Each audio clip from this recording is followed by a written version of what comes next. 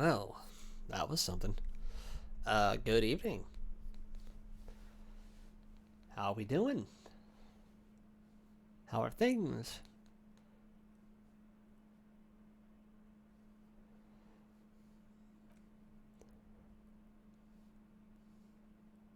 Eventually it's gonna pop up. Maybe. Yeah, there we go. There we go. We got you. So, yeah, I'm back. I'm not gonna. I mean, last night was a very longer than normal stream. I'm surprising how easy I get caught up with it. Tonight's probably not going to be anywhere close to that. I'm gonna be honest. Tonight, I got a couple things I gotta. Well, obviously, I gotta get my girlfriend back from work, but I do have things for tomorrow that I'm going to be doing, which that doesn't necessarily mean I can't get back on stream tomorrow, but it does mean that I'm going to not stream as long tonight. So what I'm going to do, like I said, my girlfriend's going to be off at 9. I'm going to pick her up, obviously, 9 my time, the Eastern Standard Time. That I normally, you guys, if you've been with me, know. And yeah, I mean, I might come back for a nightcap, but it's going to be like 3 hours maybe. It's going to be like midnight maximum. And it also kind of depends on how she's feeling too. But that's what I'm going. That's what I'm thinking about. But either way, I'm not staying up till 3 in the morning on my end. I mean, because I do have things that got to get done tomorrow, and I don't want to. I don't want to be, you know, worn out doing that. So, but I don't know how much longer this game has. I really don't. Definitely have, you know, a lot to do yet.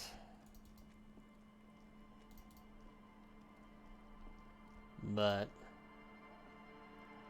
The scruffy-haired little boy kicks a stone while the other watches him do it. What bad people? I don't think questioning 4-year-olds without their parents present is going to crack the case. Then we're definitely doing it. This one doesn't. Lily's our mum. The stone kicker. The other one laughs. Wow, so intellectually stimulating. you know it. The stone kicking isn't even a very high caliber. Anyone can do that. You're stupid.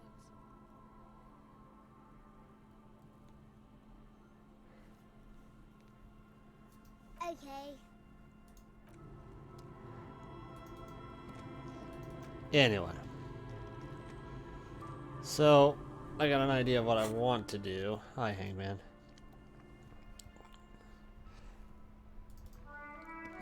We'll get to you in a moment. Maybe we'll just keep you there the entire game. I don't know. Yeah.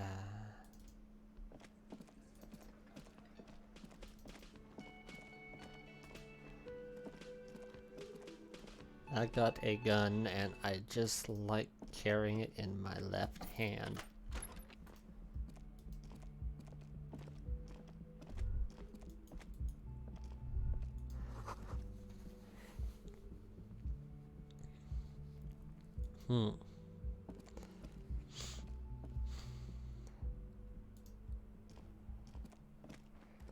This window is pristine on the inside, unlike the one next to it. Light from the desk lamp reflects off the glass in an untarnished golden halo.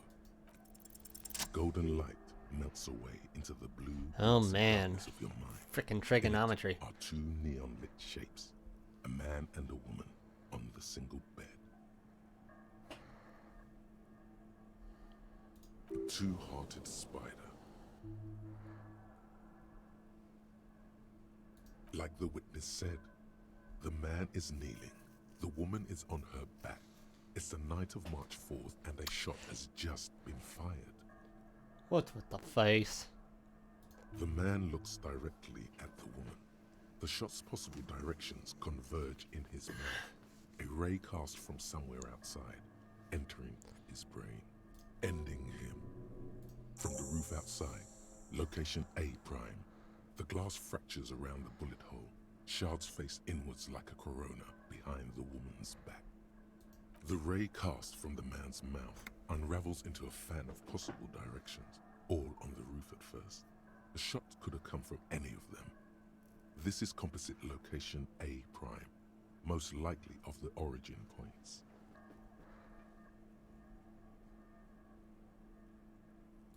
There could have been. Then the rain and slush and wind washed it away. This was more than a week ago. 72%, with an antique weapon that fires military-grade ammunition. A Belmagrave rifle, for example. This is a good short distance, but not too short. The perpetrator aimed with their back against the railing, or possibly kneeling for precision. This would explain why it only took them one shot. The lights were on in here. Outside it was dark. It was like shooting fish in an aquarium. A well-lit aquarium. The victim opened his mouth to let the bullet in. Neither of them would have seen anything outside, in the darkness. Too busy with their own bodies. Point X would contradict the woman's testimony, rendering the entire proposition void. These figures would be wiped out, detective. None that you've found thus far, but that doesn't mean there aren't any. That's a 28%, yes. In this model, the shot could have come from a greater distance. Nothing excludes the possibility. Should we extrapolate to include every possible point of origin in Martinez? According to your map of the district, this shot could have come from a wide angle of locations, starting with the northern edge of the abandoned boardwalk, ending with an islet in the bay. Let's call them B prime. Oh, I can see you now.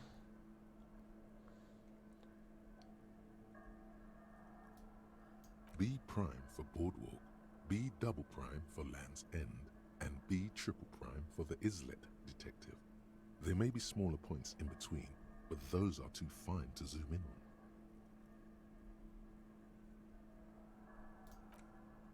"700 meters away. The likeliest of these B positions, 20% chance. A skilled sniper could have made the shot, provided he had a safe sniper's nest. Even with the light on inside, we're talking military training. At that distance, the perpetrator would have had to take wind direction into account.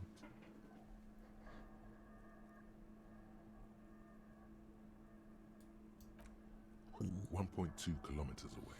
The least likely of these positions. Let's say 3%. A truly skilled sniper could have done it, possibly from a tent. No, too far-fetched. 1 kilometer away, a point beyond the docks, on an islet in the bay. The fort is ruined, but the perpetrator may have found a stable spot on the beaches surrounding it, where the concrete crumbles into the sea, as you saw in the coin-operated view. The shot would have been a small miracle, 5% likelihood.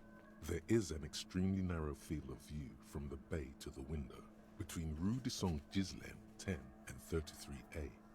The angle would have been extreme, and access to the islets is questionable. From where, precisely? I see you have given this a lot of thought. Are those the locations you've singled out in addition to the roof? And what is the likelihood, in your opinion, that it came from a further distance?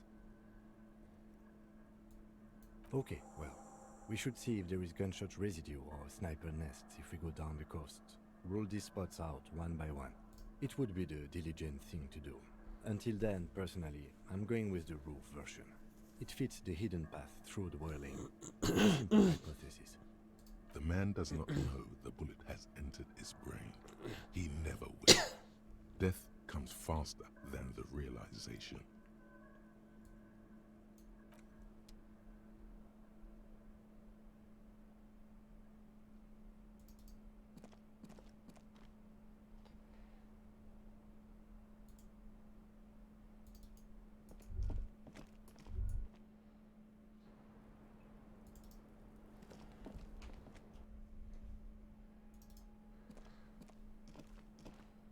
clearly see Jackpot. These, unlike everything else here. Have you seen that? Well, whatever.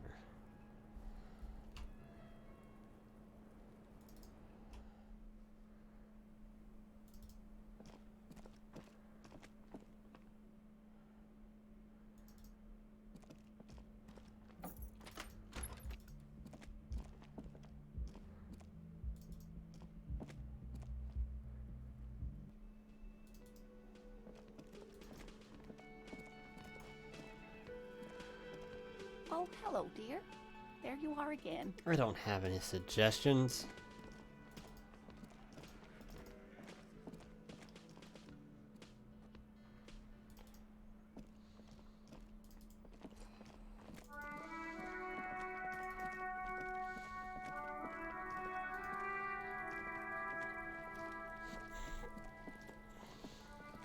the man is decomposed. The lieutenant adjusts his glasses and takes a deep breath. Hold on.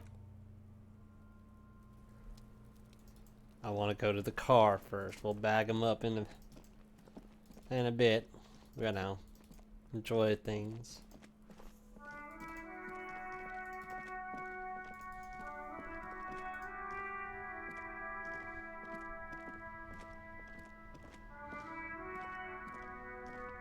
Inside, you see a set of steering levers, a radio microphone, a pull. This is Precinct 57. How may I assist you? Yes. The armor was produced by Fairweather in their facilities in Betancourt, sur la Clé in 42. It was part of a special order for Corps de Pharmacie, a security firm contracted to protect the interests of Oranese pharmaceutical companies in the Seminine conflict. So, it seems the armor went to Seminine. That's where the paper trail ends, though. Even the firm has proven difficult to track. Corps de Pharmacie has been renamed several times over in the years since the armor was issued. Yes, that is the most recent name the ICP has been able to connect to the CBP. And the one before it was Downwell. I also have one called Sediment, but I think that might be a different contractor. No, they work with Sediment. And somatosensor, it seems. All that during the last 9 years. A suit of armor like this would have been manufactured with a particular person's physique in mind. You should ask for whom this suit was fitted. Yes, but the ICP tends to be reluctant to share private sector records. I could try to talk them into it, though. This is a fun challenge for her, an opportunity to contribute beyond doing her job by rote. She'll gladly put in the extra effort for Team RCM. Sure. Call back tomorrow. Hopefully I will have more information for you then.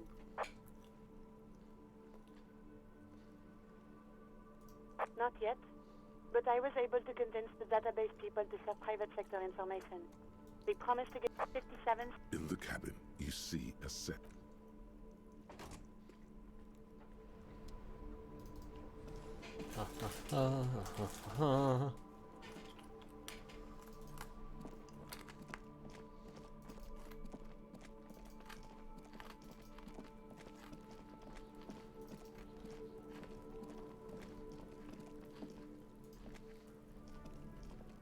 The man is deep. The lieutenant adjusts his glasses and takes a deep breath. All right. I will need a little help carrying him. You take the hand, I'll take the legs. Wonder why.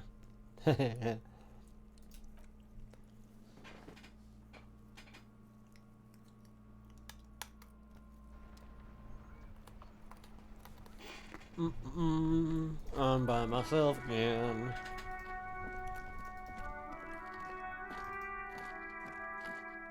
What other things can I do today?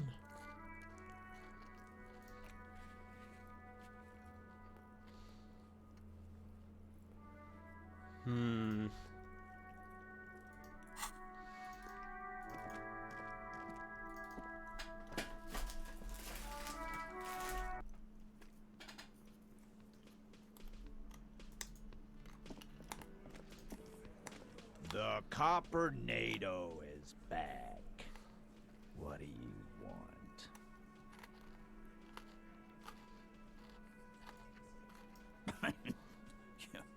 copper? You want us to help little old ladies now? Yeah, we'll send someone out.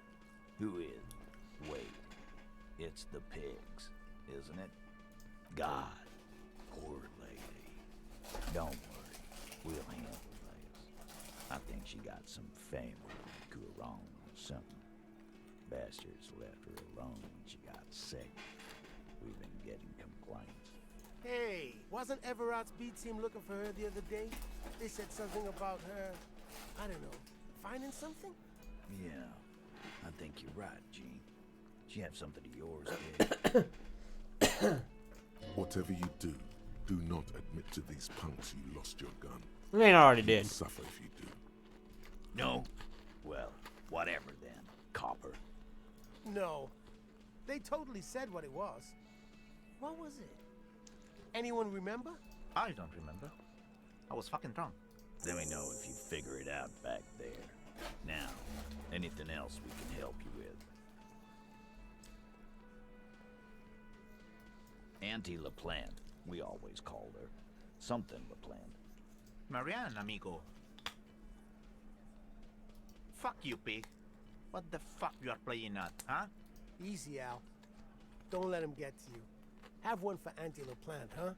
Don't disrespect Miss LaPlante, Copper. She's good people. We all get a little crazy sometimes. No kidding. Was like before. Just an old lady. Her kids moved away years ago. Never come to visit. Never took her calls. She gets out every now and then. She did right by lots of us when we were kids. Always wasn't involved. But still. Us kids? That must have been ages ago. She was better then.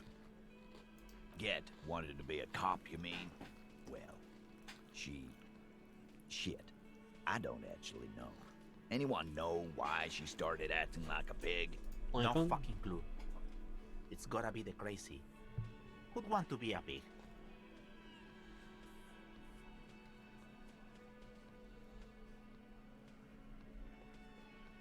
No, I didn't. Because I'm not fucking stupid, Polly something. Yeah, Carl. That's some pretty fucking weird shit to say.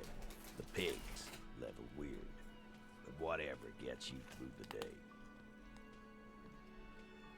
Dunno. She lives by the water.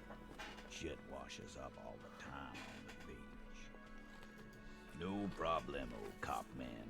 We take care of our mentally ill here in Martinez. Ain't that right, boys? Sure enough, we're the real heroes on these streets.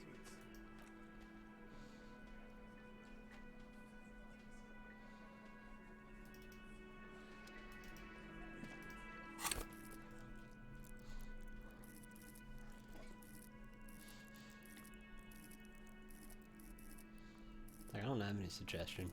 Other than I gotta forget something. Look at all that money I'm getting though.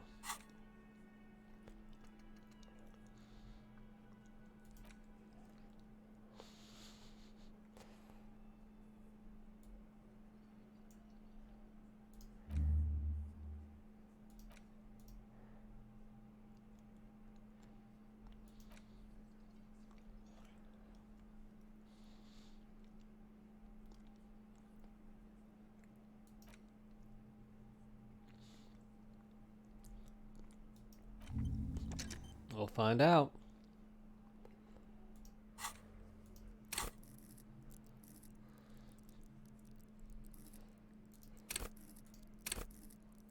Yeah, we'll figure it out eventually.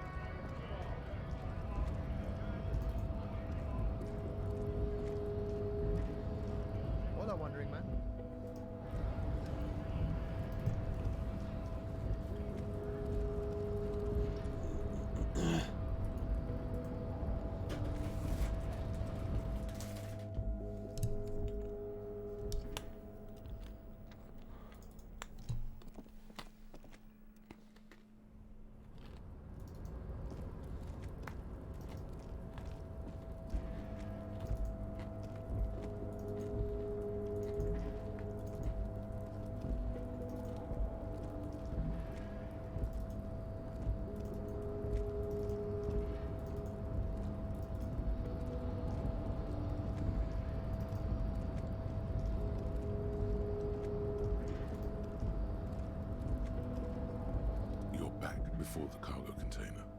Its draw has not lessened since you were last here.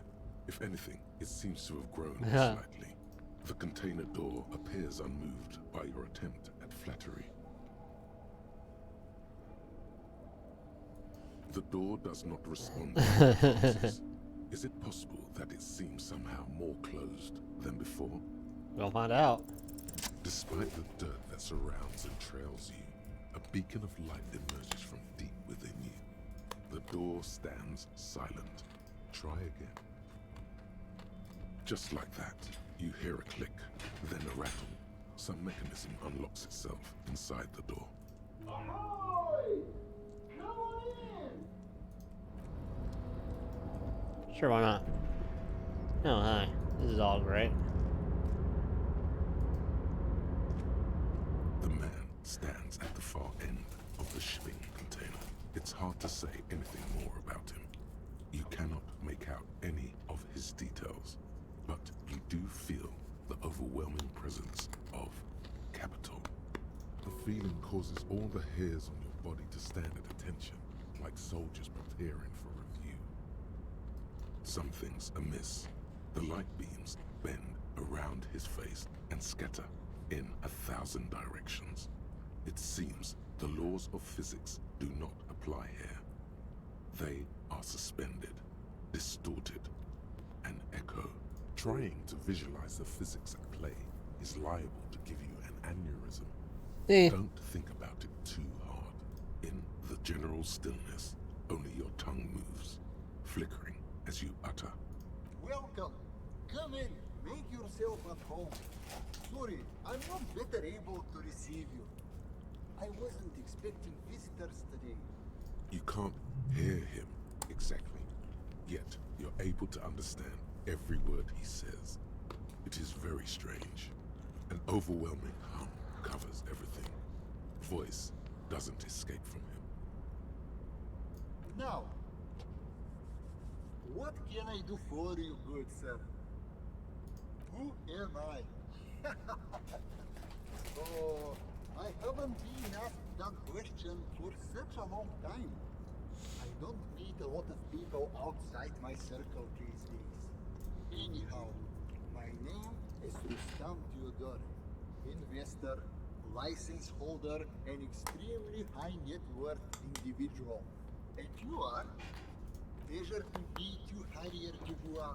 I must admit, the name suits you very well. To be perfectly blunt, I'm here to Yeah, it's draw normal. fortune from my grandmother, who herself was an extremely high net worth individual back in Grad. All I did was take her fortune and invest it prudently. Believe it or not, it takes more than a bit of skill not to blow a vast fortune on Of course. boats, bad choices, and unsupervised state policy. Actually, at the level this guy is, it takes several generations to do that. But, alright. I gotta tell you, at first, being rich is a lot of work. You got to work hard because everything's so darn expensive. You know, prices increase exponentially at this income level. But then, once you've reached my position, it's nearly impossible Who would have thought? for me not to make money. My assets are so diversified that I'm bound to come out ahead no matter what. Some of my lower net worth friends say to me, but doesn't that take all the fun out of it? And I tell them, not really.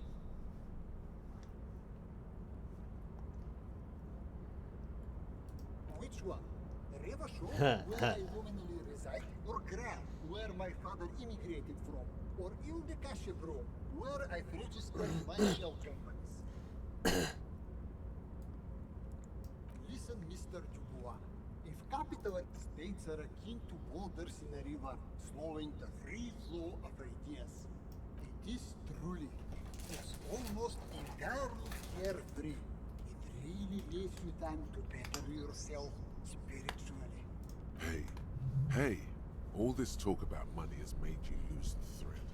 What is going on with the light in this place? That's what you need to ask him about. And sorry. However, this is a great way to get around. It's fun, it's safe, and it gives me lots of time to think. By the way, let me now ask you a question. Where are we exactly? In the very, very early days of colonizing this archipelago, the kingdom of Surens, a precursor of a modern Sur-le-Clay, used to own the city of Revachol, an obscure detail in the bigger picture, but still worth dropping.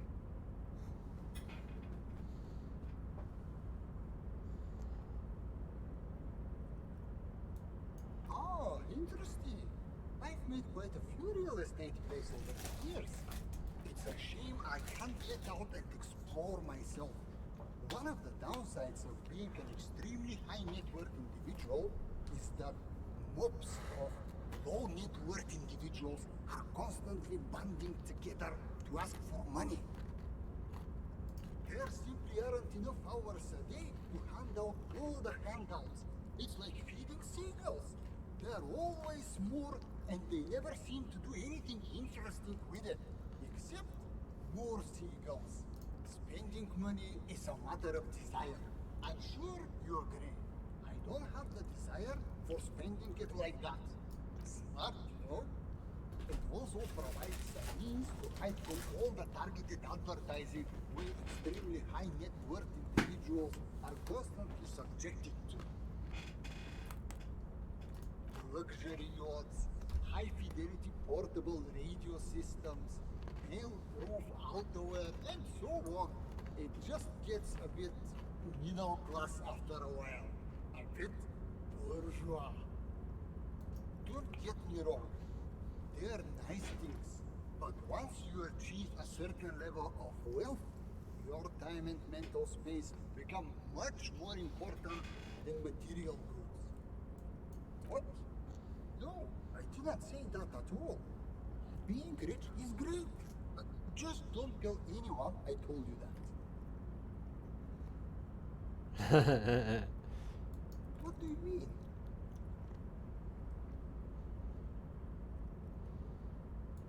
Are you talking about my chin?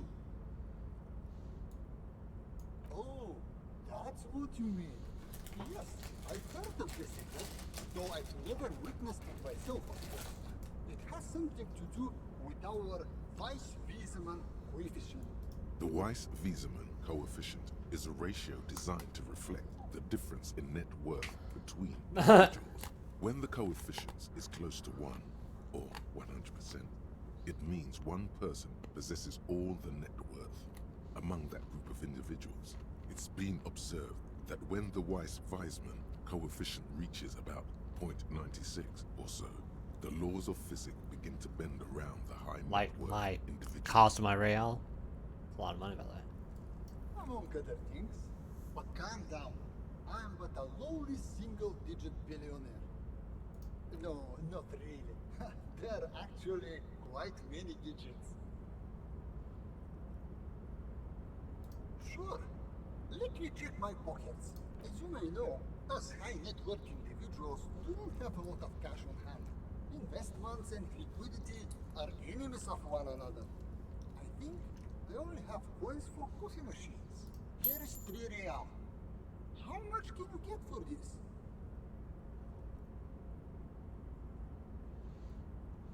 That's the idea, my friend. You've got to work for the rest. Maybe you can make that money grow. Come up with an investment plan.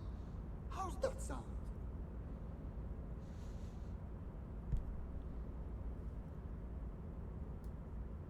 Thanks for stopping by. If you ever have an idea you want to pitch me, I'm all ears.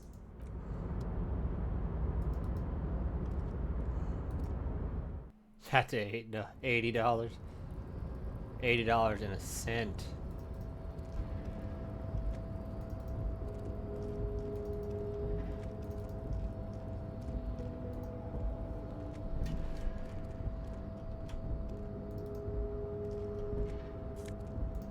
All right.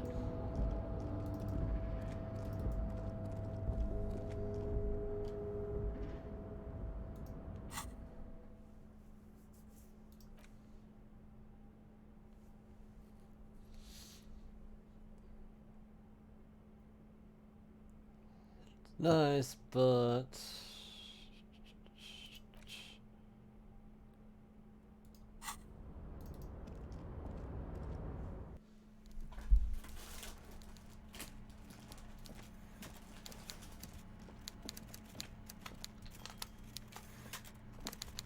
Mr. Dubois, the word in Martinez is a certain police officer is once again happily reunited with his service weapon.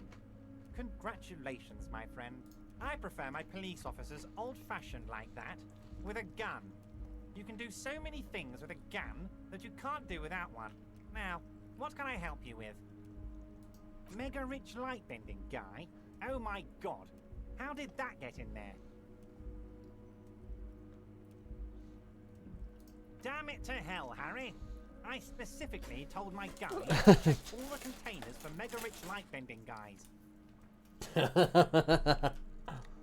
Honestly, Harry, we might be moving a spot of drugs through this harbour, but I won't be caught transporting light-bending mega-rich. I have a reputation to protect.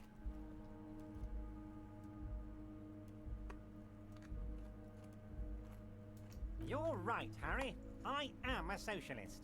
I'm going to catch the mega-rich guy inside the container and harvest his energy to power the harvest. Wait, what?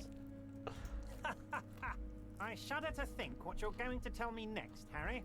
Not for 1 second did he believe there's an actual mega-rich person somewhere in his container town. My. She's quite the looker, Harry.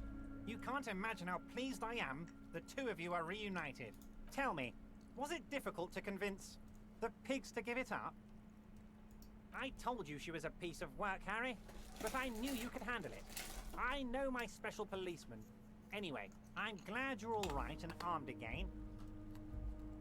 I'm always happy to educate and entertain you, my friend. So, what's on your mind? Very nice, Harry.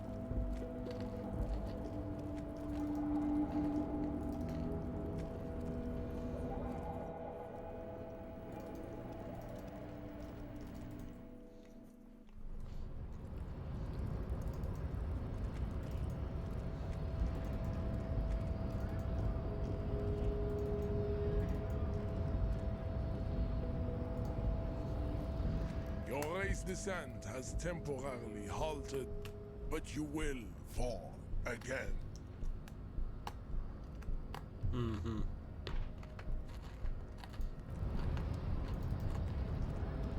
But they always tell me, I think. I don't know. It doesn't mean anything.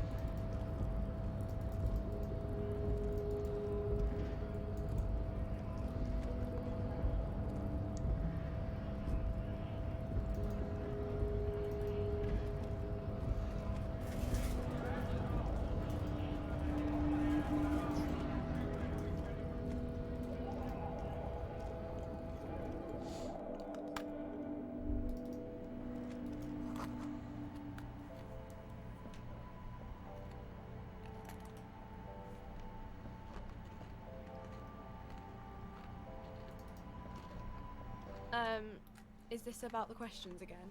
Because I don't really know anything.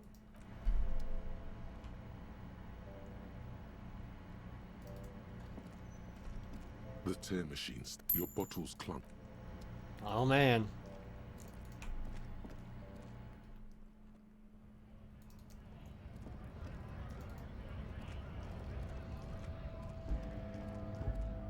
A lorry stuck in the traffic jam.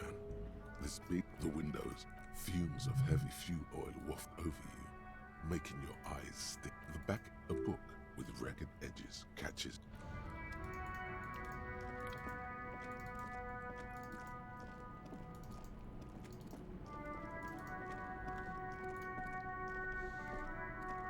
This found, A to Z, abandoned by its owner, still stands in the shadow of the ruins above it. The smell of cigarettes and perfume welcomes you. But there's something odd about the passenger seat. The seating fabric has been pulled tight over the lower side of the seat where the toolbox should be. Voila!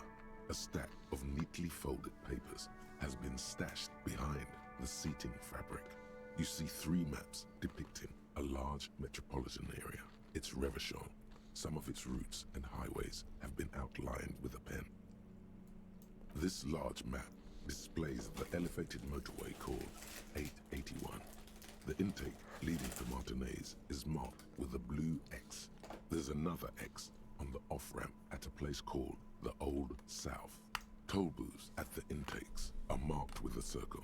It looks like there are scant few ways of getting onto the elevated motorway that runs over Jamrock, and this person knows them all.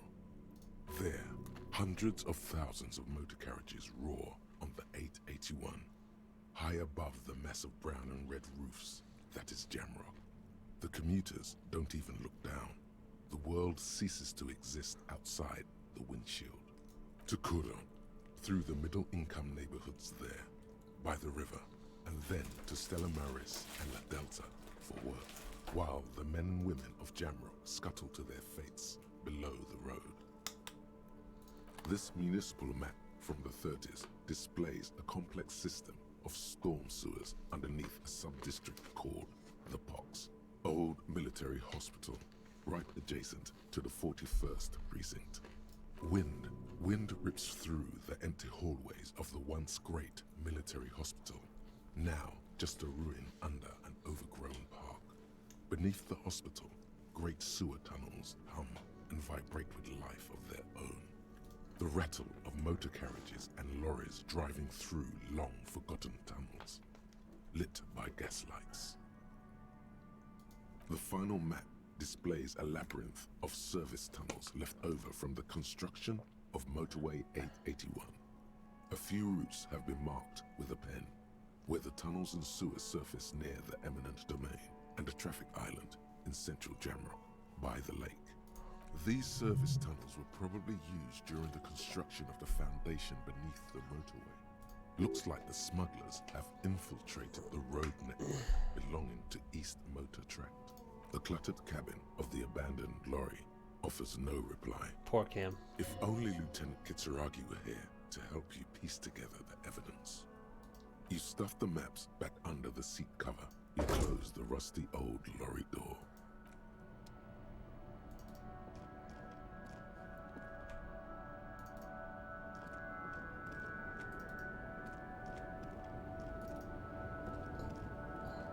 Loman, you caught me at an opportune moment.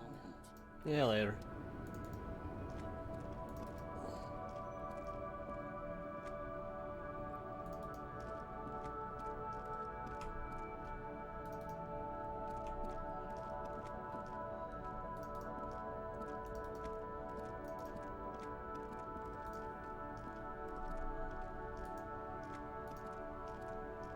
Now it's turning into a kind of a snow limbo, man. What's on your mind? Wait, there's something here, stored away in some dusty corner. It starts like... Whoa! What else? Silent communion. That's good. Dang, that's some great shit. You came up with that yourself. Right. But really, no bullshit. That's great stuff. I sort of want to know if it's yours. Fucking hey! Seems I got you all wrong. Cops aren't much known for their artistic sensibilities these days. It's good to meet a fellow poet. Someone with an appreciation for real text. The others here, so you don't really get it. I get you.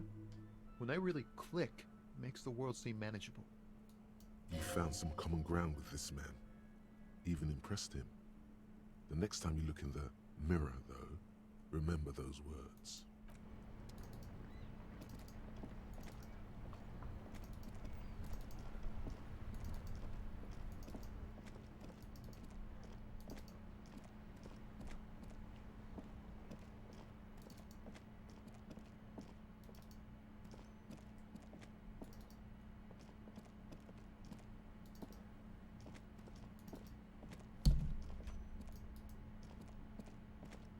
Huh. Something here. The hawthorn tree on Rue de Saint-Gilles Lane. Bronze-colored ribbons of magnetic tape are caught in its branches, fluttering in the breeze. Just like promised, you've stood here for what seems like eons, guzzling the sickly fumes of lorries and carriages. You know what it's gonna be. Piss off, nature. The hawthorn tree is not an inanimate object.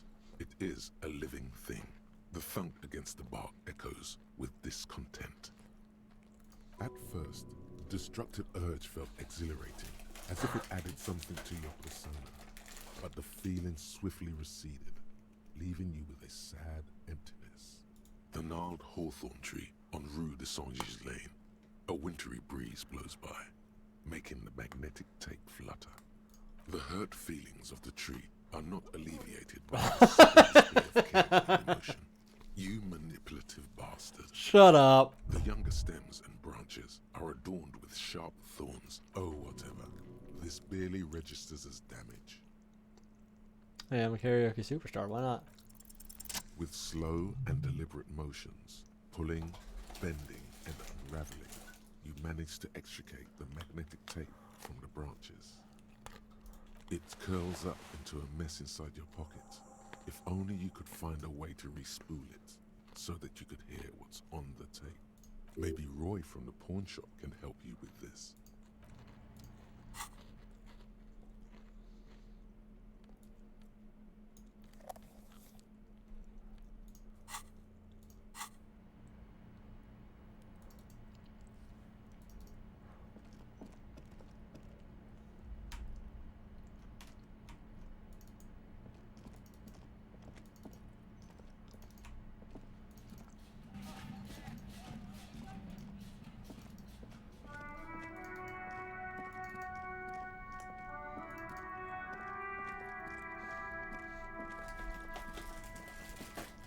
I'll go back there in a bit.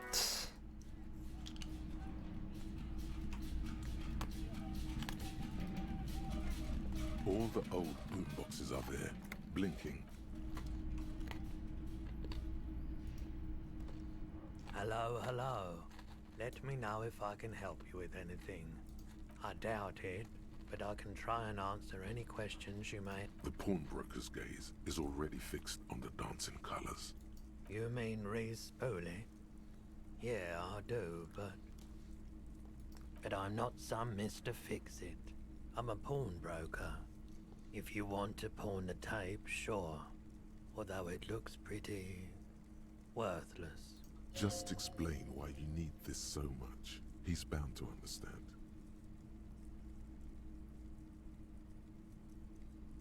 Huh? What do you mean? Yes, what about it?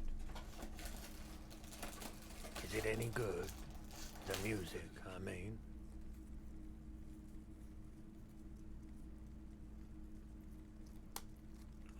Man, you're really invested in this. Okay, I'll help you out. It's going to take a moment, though, so just sit back and relax. You take some time to look around the store. The play of visuals all around the pawn shop is mesmerizing. Suddenly... Yeah, it was. Re-spooling isn't that difficult. Although I had to mend the tape in a few places. Anyhow, it's yours now. Yeah, my pleasure. I do what I can for true passion projects. Just try not to use this tape for negative photon emissions. Take responsibility, okay?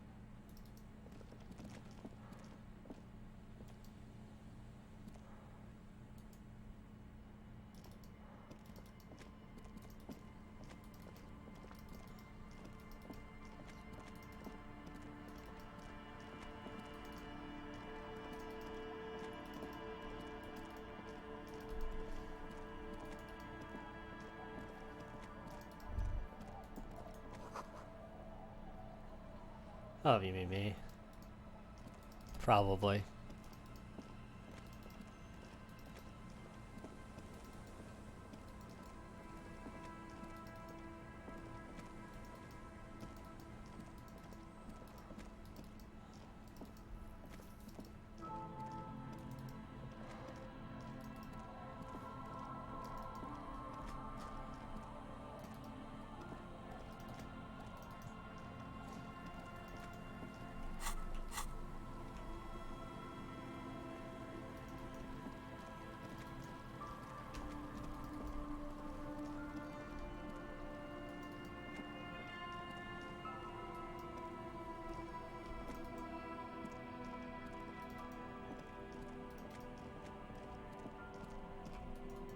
Maybe in a bit.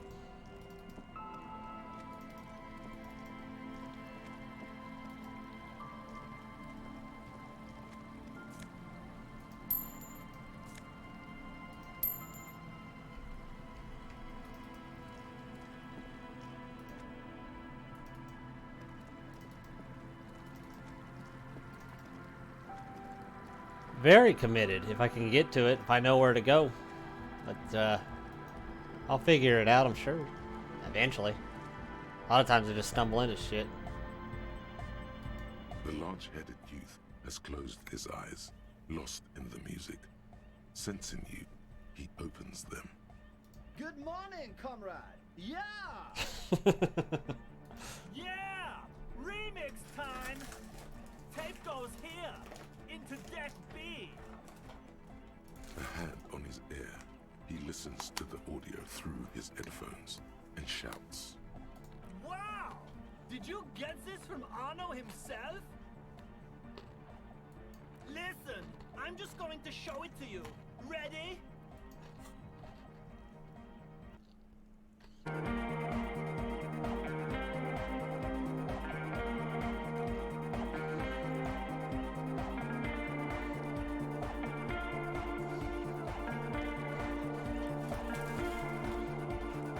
Wow! Here's that! The signs match perfectly! Now if only we had the beat for the full assault, it would be unbelievably hyper! Intriguing. The way I see it, Van Eyck based his remix on some famous original piece. Like a folk song. Something local. Seems he found an initial part with the main melody. I think it's just happenstance. Chaos in action. Contingencies of our limited existence. That and Egghead's fantastic talent. Noid's right. Egghead's technical talent is the key. No, this is definitely part of the same song. Something cut from it. It fits too well. Be how it may, if it fits, it fits. Bring up the volume. What about the bass? Do you have any ideas for that? Yeah, I remember. You said it needs more bass. You can't just leave it without a bass track. Yeah, right. Yo, the warrior! The warrior of dance music! Don't be too hard on yourself if you don't figure it out. I think the jam's already pretty ultra.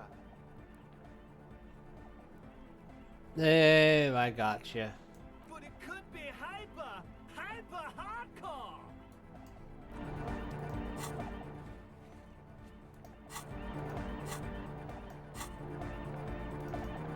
Well, I'm not going to find Ruby just yet, if that's the thing. Hello again. I have no empathy, I tell you what. My associates? I haven't got much to say about them. Of course I do. To the cops. Me? A silver bird. Don't know what makes you think it'll be any different later, but...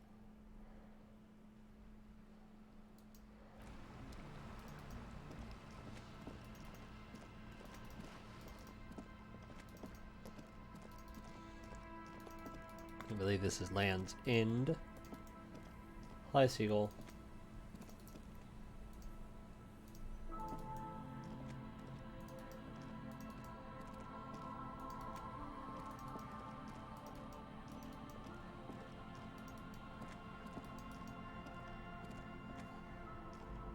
Oh, change. I like change.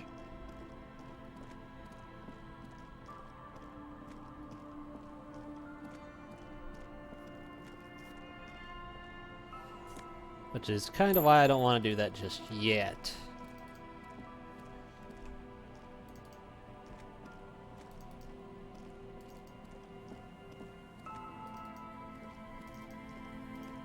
Huh. Wonder what that is.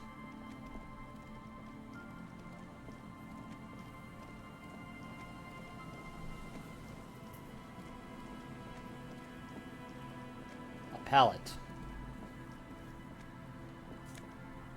Hey.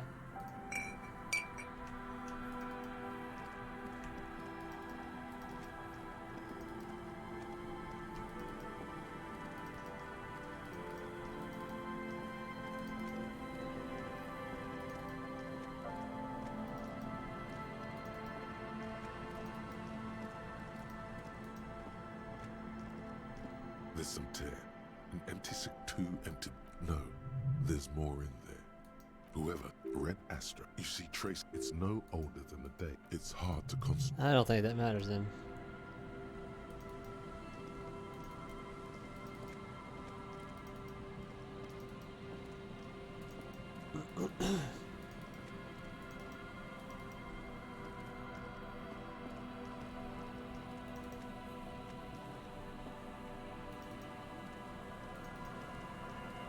Oh. Oil drum.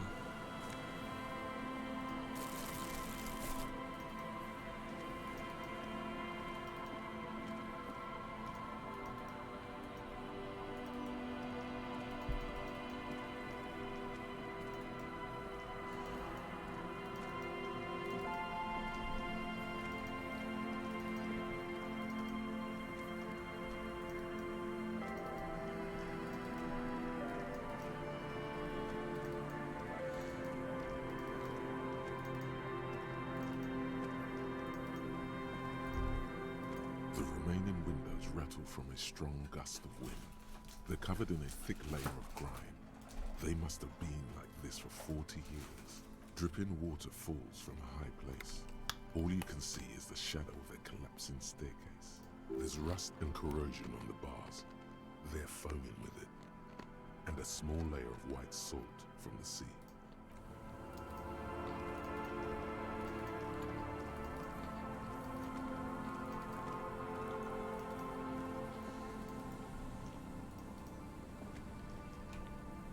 Maybe in a minute.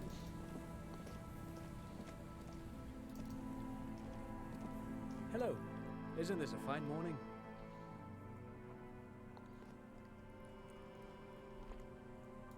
No, I'm afraid I can't help you with this one, officer. It's just a regular day off for me and Mikhail here. He's telling the truth. He hasn't seen anyone.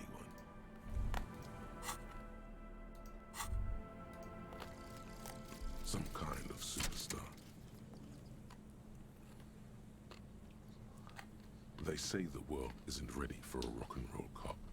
No one wants their state monopoly on violence to be mixed with celebrity worship. They claim to know it would be dangerous for detectives to rise to the ranks of demigods and have sexual encounters with barely legal cover girls. It would be insane, they say. To all this, you say, fuck off and die, in a cool voice. You people have no idea how good these cops are gonna get. They're gonna crack 20 cases a day. In the future, cops will be like alcohol, not actual cases or prophets. And you're the first one. It's all good.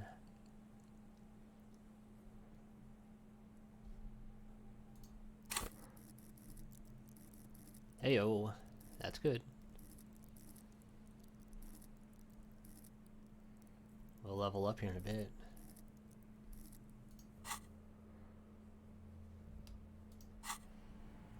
All right. Oh, what is this?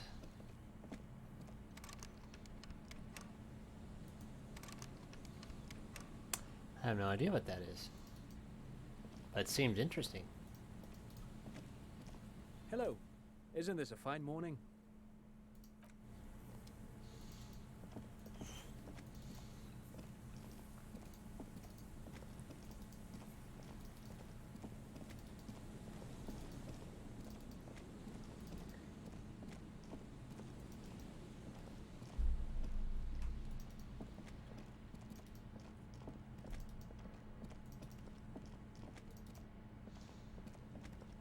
Nothing has changed. Okay, fine, nothing's changed. Now what's this?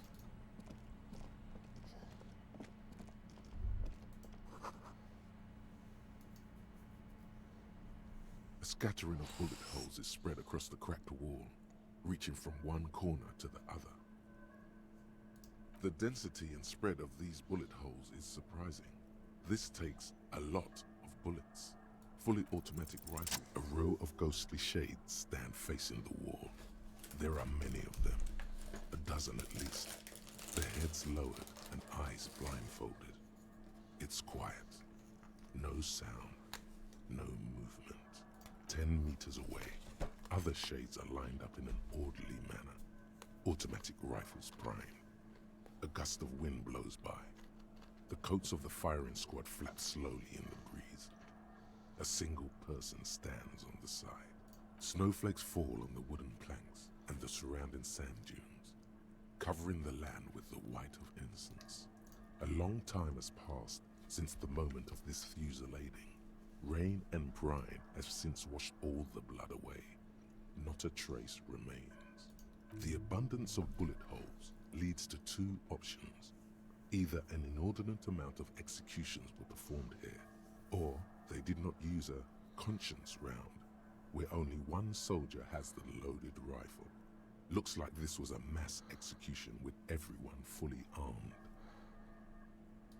A host of men, probably in everyday clothes, ragged from the conflict and covered in dust. They were not sitting, a common practice for executions in some nations, as demonstrated by the height level of the bullet holes. They stand, facing the wall. It's impossible to discern any details about their personality or background.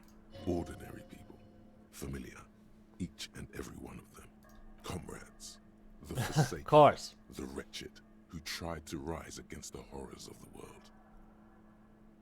7 men in combat uniforms and dark coats, holding automatic rifles aimed at the people. Soldiers from some side, but from which one? The commandant, the one who gives the order. Machine gun fire crackling through the air, the lights of the muzzle flashes dancing on his face. I'm just a representation of your mental faculties, piecing together any available information. You should probably ask the lieutenant. Oh, thanks. A cold sea wind blows away the figures.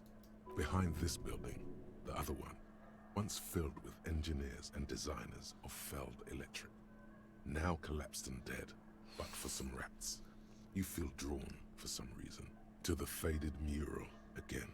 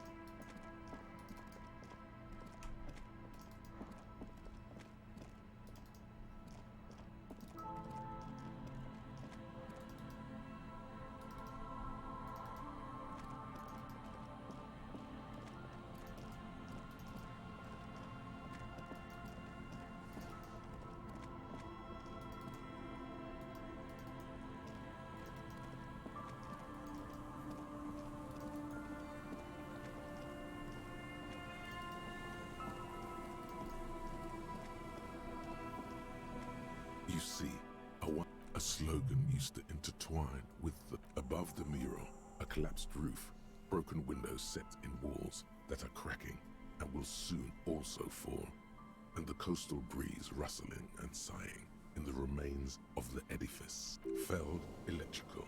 How ironic. All these dark rooms. Feld Electrical, you only know them as a small company that makes ink cartridges. Looks like they used to be big. There's something in the wind. Sometimes the only way to go forward is to fail first. Indeed, somehow you felt it. Anyway, just in case, I don't think it's... The once bright mural towers above you, saying... She? I don't know who you mean, but... You try to peer in, but there are no windows on the... Lieutenant Kitsuragi stands in front of a mirror, fixing his orange bomber jacket. You should be asking him that question. Well, he's kind of away, so the way I want to deal with it. Gotta take that body. Without boots. We didn't talk about the boots, right? No boots? Cool.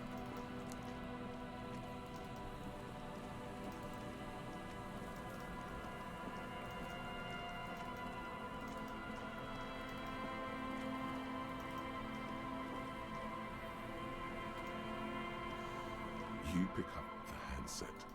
There's a tone. The machine is operable. Hey, why not? Calling. I'm tired. Sounds like he hasn't talked to anyone in quite a while.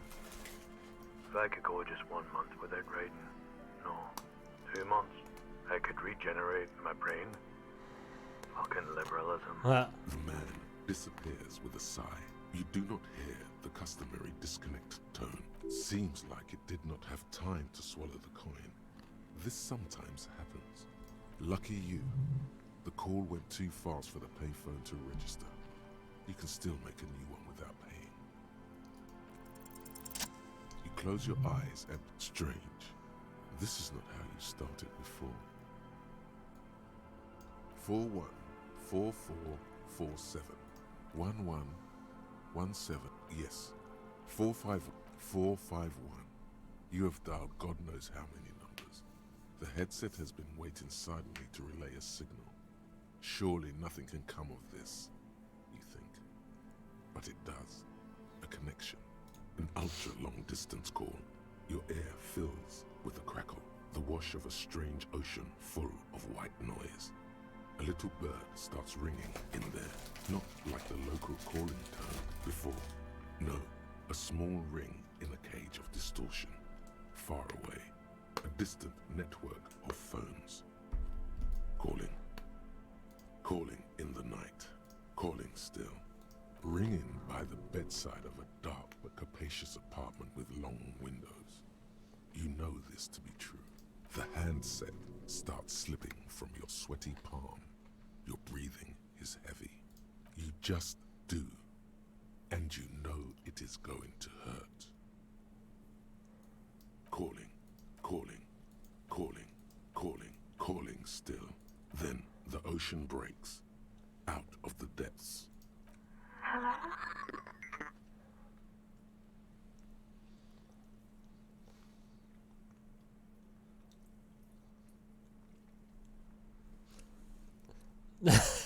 Yes, why not? You're not a revolutionary, Harry.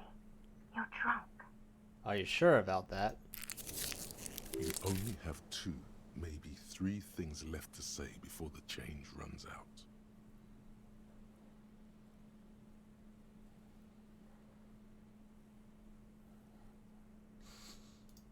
Oh, God. Do you know what time it is? It's so late here. It's 4 o'clock, Harry. I need to wake up in 2 hours.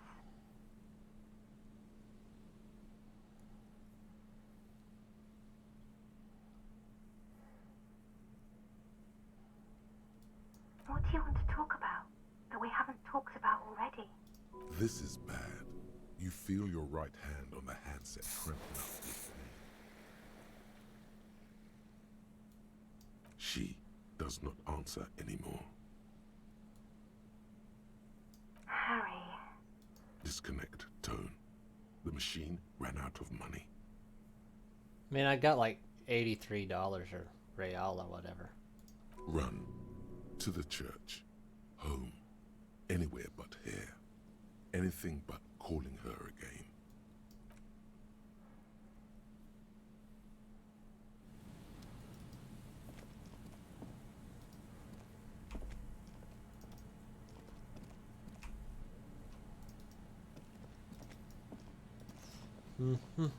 Oh, look. Yellow.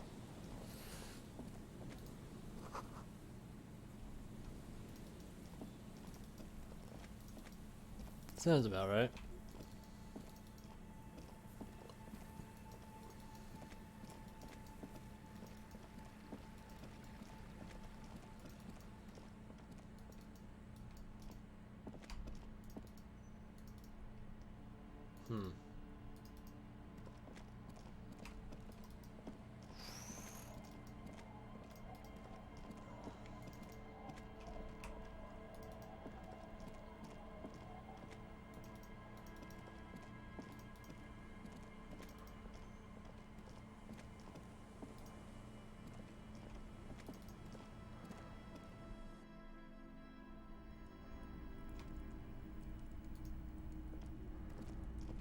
Hello, mister. Luby. My mom tells me I'm a big girl, but she doesn't know that I can't say Earl. Or like, sometimes I can, but then Uller. Bye! Sure, why not?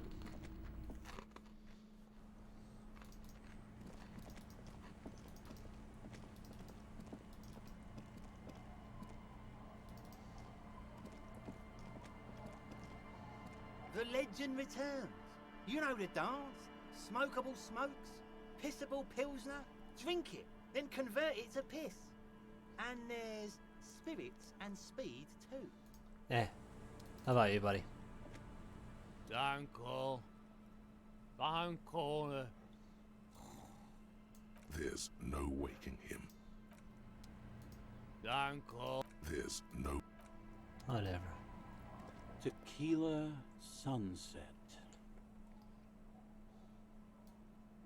Can't really remember seeing any women after losing my keys. It's a touchy topic. He hasn't got laid in ages. He really has no idea who this Ruby is, sire. Wonderful. Not much, but it will do. The tale I'm about to tell you is an urban legend particular to Martinez. That said, I first heard it from a former bicycle courier in Koran. There are many variations on the basic story, and the details often conflict. What everyone agrees on is that nobody knows the exact nature or identity of the phenomenon. Are you telling the story of the headless... Shut the fuck up, Rosemary. Summer of 44. 17-year-old Gertrude Het is walking home from a late shift at the harbor. It's almost midnight. She stops for a cigarette near the canal.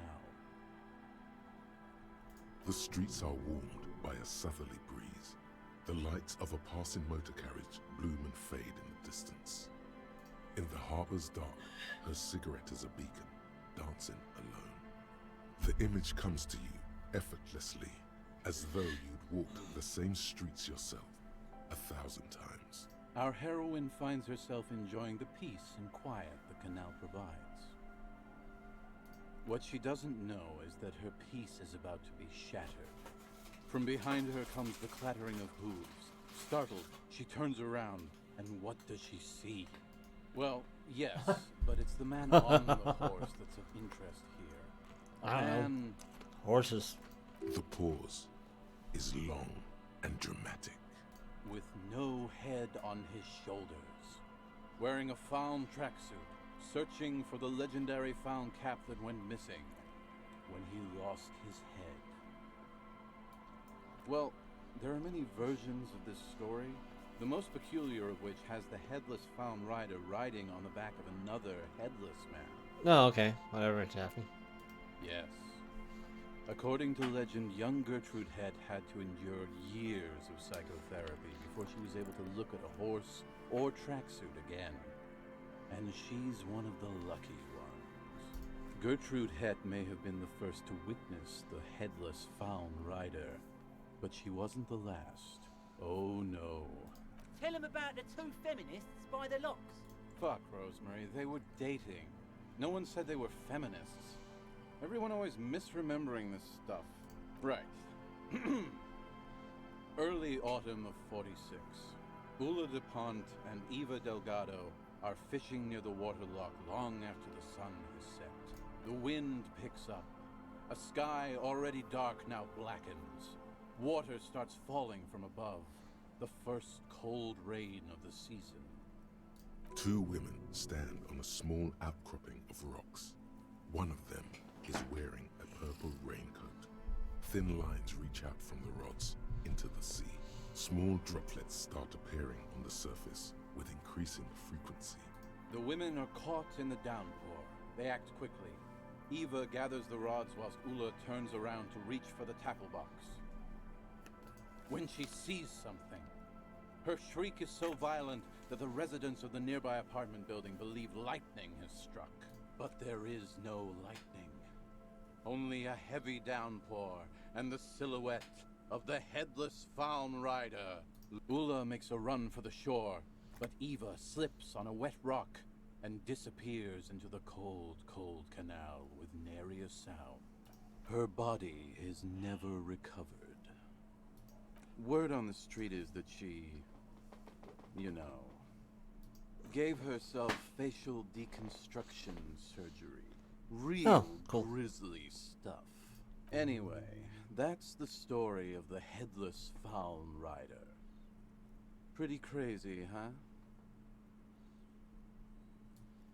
That's the reality situation for you. You think you got a handle on it, then blam!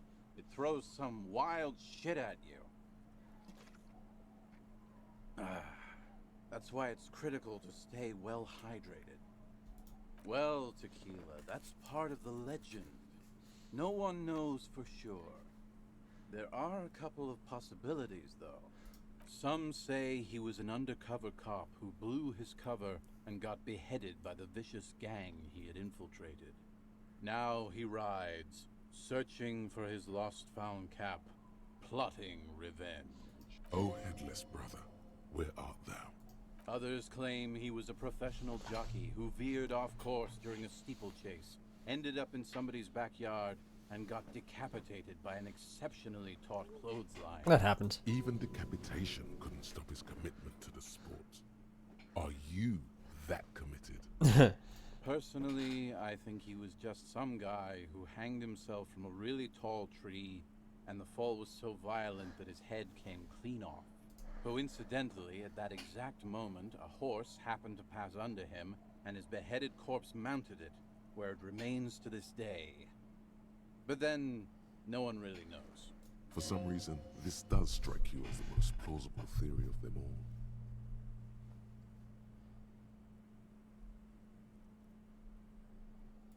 That would explain the tracksuit and his need for revenge. Not sure how the horse fits in, though. I don't know. I don't buy it. Anyway, to each his own.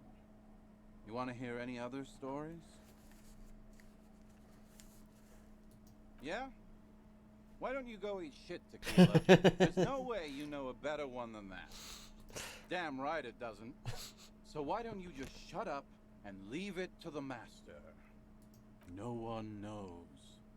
Some say he stalks Martinez to this day, and can be seen near the canal when the clock strikes midnight.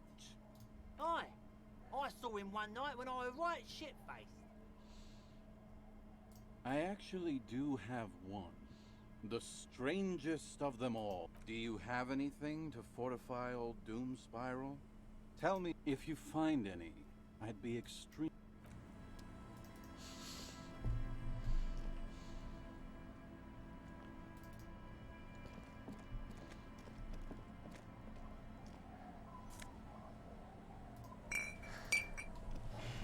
Yeah, normal day. I don't think there's anything over here.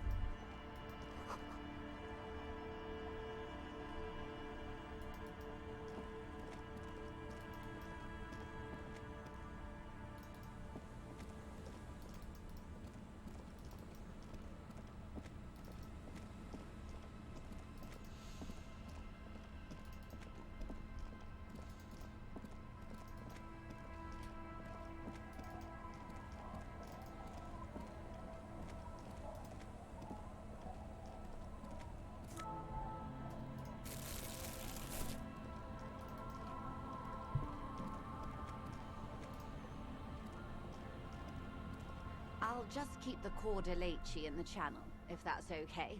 It's too shallow near the pier. Hi, ma'am. And it's a jetty, by the way. Of course. Jetty. I prefer a good jetty to a pier any day. Jetty. Hello, detective. It's good to see you here. I only just arrived myself. Nothing, really. I've had my eye on this jetty for weeks now, so I decided to investigate it personally. This cluster of buildings isn't on any of the official maps, as far as I can tell.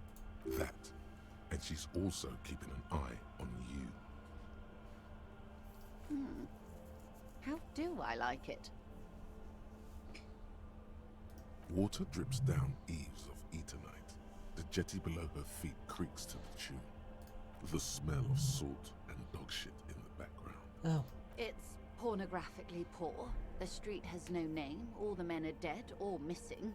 And is that the carcass of a motor carriage over there? Oh, don't remind us. I'm surprised that woman hasn't put me to the sword yet. Maybe she will. You should ask your questions while you can. Dark eyes survey the coast leading up to Martinez. Dull grey metal rests in her scabbard. A sword. The wind is too loud for her to hear. All right. Politics time. Let's react. Real men. Real politics. Real thoughts in your head. Huh.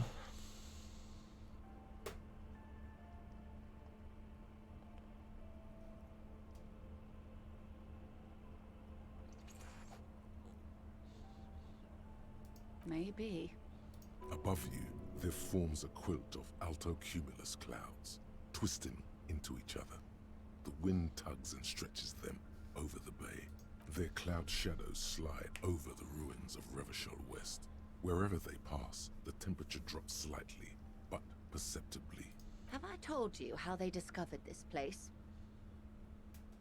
No, they're in Celindian Isola. I'm guessing you don't know then. Well, your condition has left you no worse off than most of these people. The literacy rate is around 45% west of the river. 50 years of occupation have left these people in an oblivion of poverty. I knew you would sympathize. Most Revacholians will never know what this place means. Our home. This island of matter. Or why they were ferried over in the first place. Remind me to tell you one day. For now, how can I assist you in this new location? I hear you have singled out a suspect and are in pursuit. This is cause for cautious optimism. I would not want to delay you. Maybe there is something else I can assist you with while you're hot in pursuit? You're back. Good.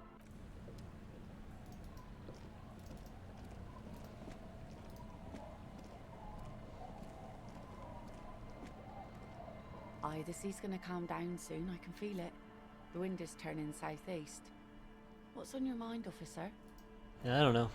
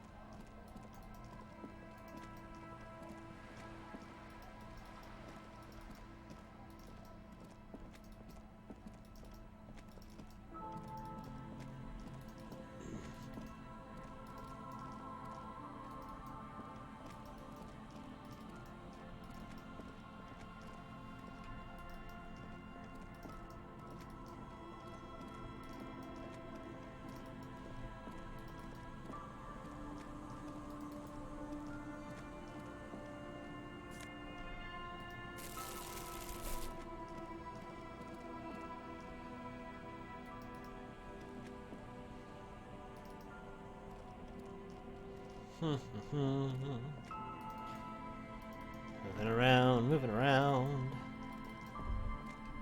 Rust peels off the bent iron posts of the swing.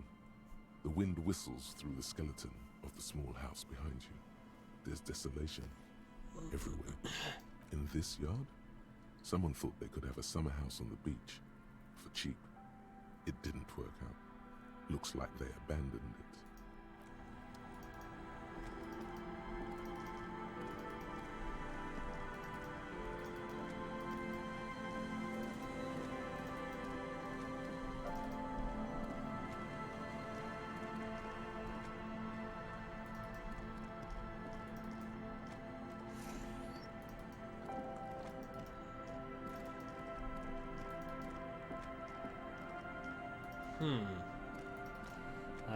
I'm curious. I did see you. I've already seen you. Nothing has changed.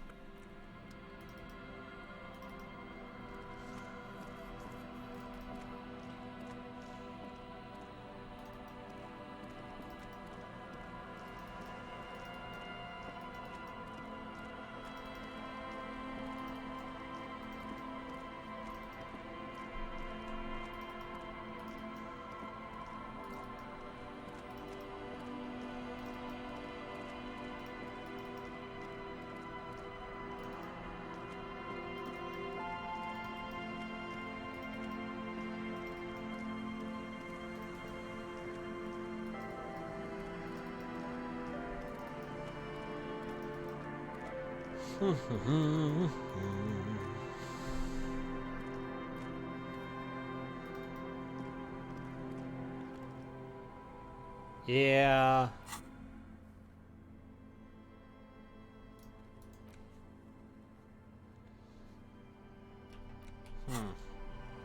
For some reason I thought I was already there, but apparently I did not.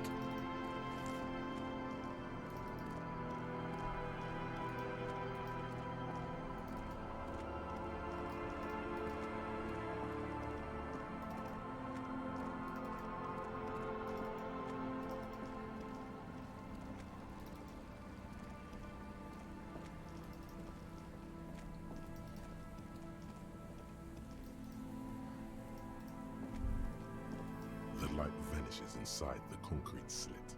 The structure goes deep under the earth. Maybe it's just a storm drain for the sewer.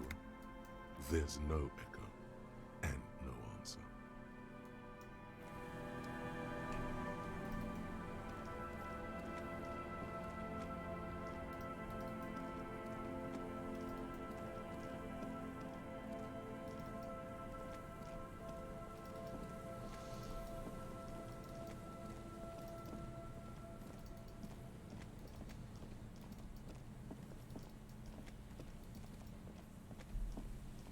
This is northeast, so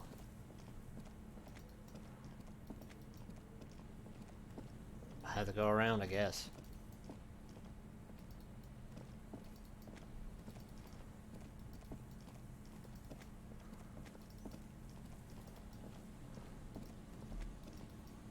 I don't know what's there. Oh wait, I bet I know what I can do.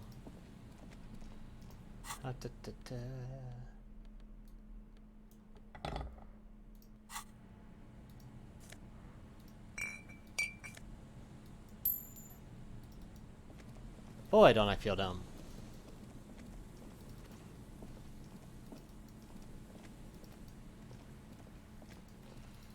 And there's nothing around the back. Maybe,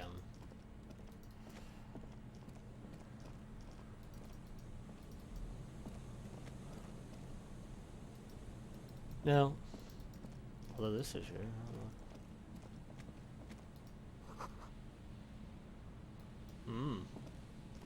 A metal and plastic contraption bobs up and down. This must be the buoy Clausia mentioned. You lift the buoy out of the water without much effort. It's not tied to anything. The cords dangling from the bottom appear to have been cut. The number 11 has been written on the yellow plastic. It hasn't been in the water for very long, but it's already discolored. Primitive construction, but it does the job. Oh, okay. There's something in there, splashing around. It smells like you would expect it to smell. A concentrated version of the coast. Salt, industrial slop, and decay. Oh, so that's very communism. A shot glass's worth of seawater pours out. Some algae, and nothing else. The buoy continues to be mostly empty.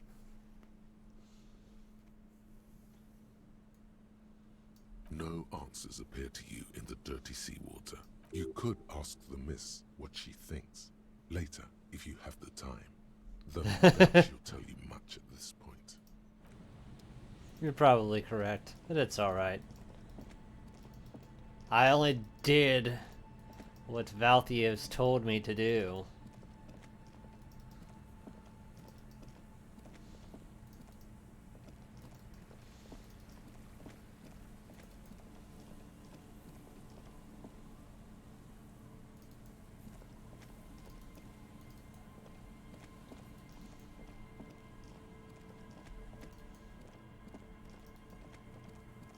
Maybe it's right here? I don't know.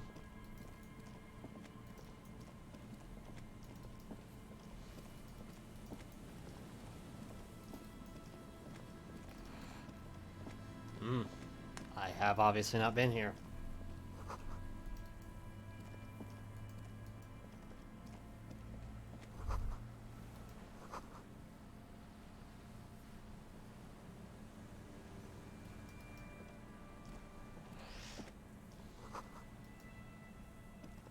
An old door, worn by elements, guards the depot. The wind has blown a sand dune in front of it. The door hasn't been opened in a long while. You see a handle. The concrete structure looks military in origin, over half a century old at least, but sturdily built. I don't want to mess it up.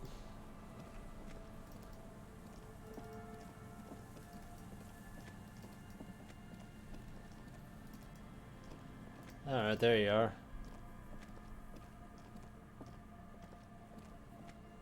It takes you a moment, but finally you spot the last of Morel's traps. This one's partially obscured by the reeds. The reeds sway in the coastal breeze. They seem to be waiting for something. The wind picks up here, near the cape's end, surrounding the narrow strip of land from 3 cardinal directions. It's cold for this time of year. The trap feels light and silent as you pick it up. Something is different here. No locust, no phasmid either, but still. Nothing. No traces of the locust or the Insulindian phasmid. What happened? The netting is a little untidy, messier than the others, like someone or something picked up the trap and shook it before dropping it back down on the ground. The reeds continue to hiss around you as you put the empty trap back on the ground. Time to consult the professionals, Morel and Lena.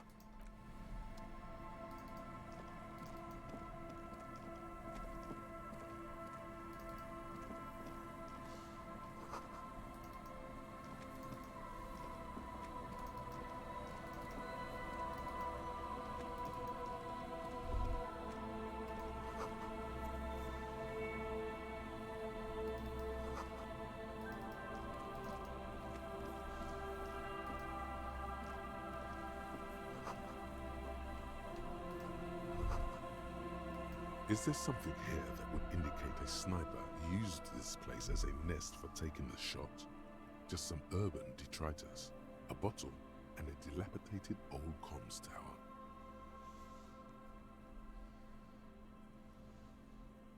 To warm his hands before he pulled the trigger? There are no markings on the ground for a tripod. He would have had to lie on a mattress. This is simply not a good spot for a 1.2 kilometer shot. The salty water has corroded the ladder to nothing but 2 thin orange rails. In addition, there is no stable nest up there. It would have been useless. It does look extremely rickety, and wouldn't help much either. A smoking assailant who favors Timotiri to Ostra or Duha, cigarette butts are part of the campfire set. They're also everywhere. Tiomotiri was a Revacholian colony on Ilmaran. The Suzerainties population was mostly Ilmaran Areopagites, up to 97%.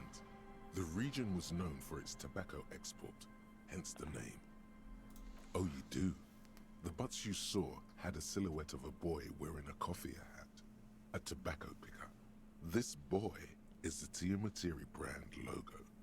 Contemporary Revacholians prefer Juan, a local blend from the southern islands, or Astra, a legendary cigarette from Grad. Tiamatiri is favored by older men who like its old-fashioned paper filter tips, insane amount of tar, and the sweet smells of colonialism and halva. Of course. There, 1.2 kilometers over the cold water of the bay, blue from the distance and the air, you see the smallest rectangle, barely visible. The light is off on the 3rd floor of the Whirling in Rags. The young woman is gone in Precinct 57. Safe, closed off. Her form no longer moves behind the glass there.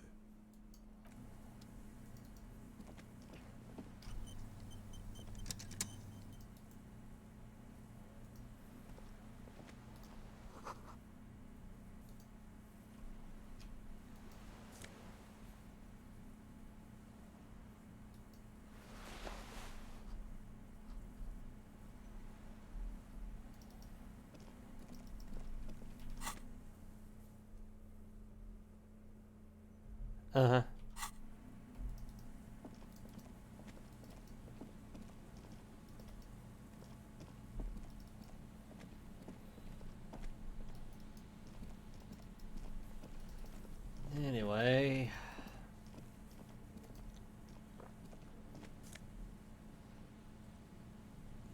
empathy whatsoever.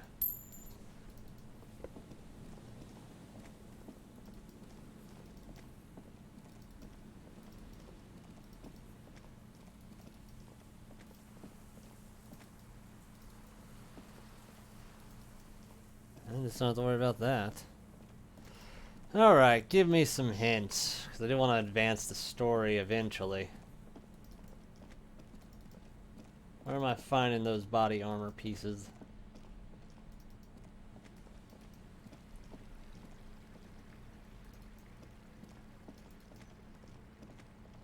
Ah. I guess I'll go that way then.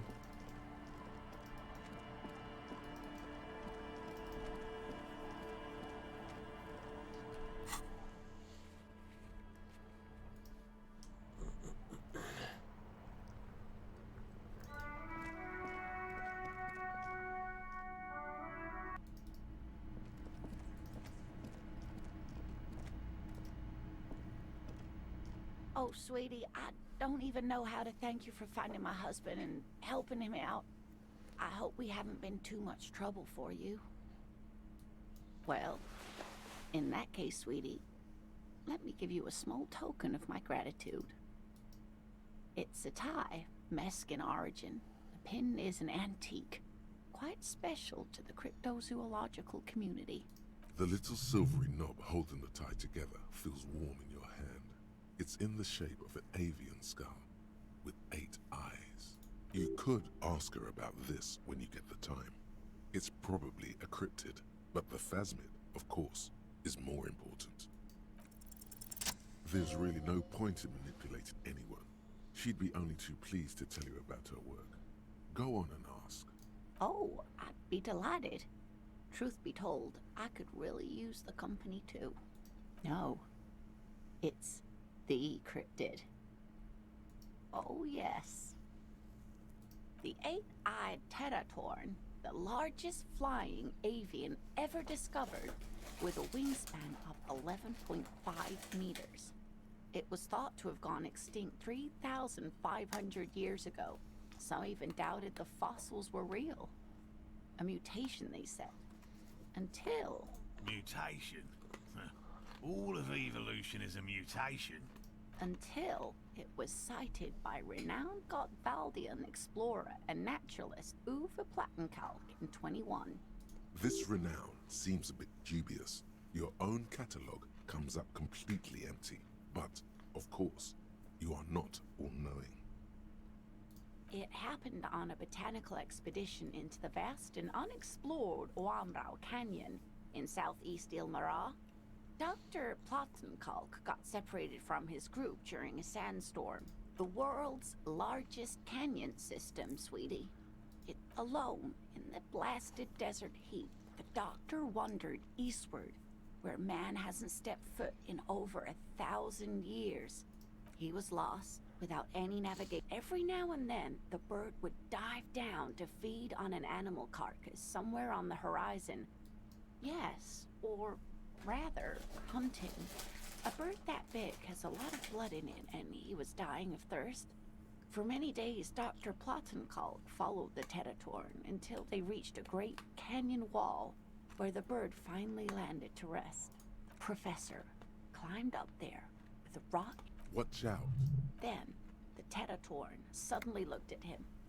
He could see it had 8 eyes, 4 on either side of its skull, like a spider.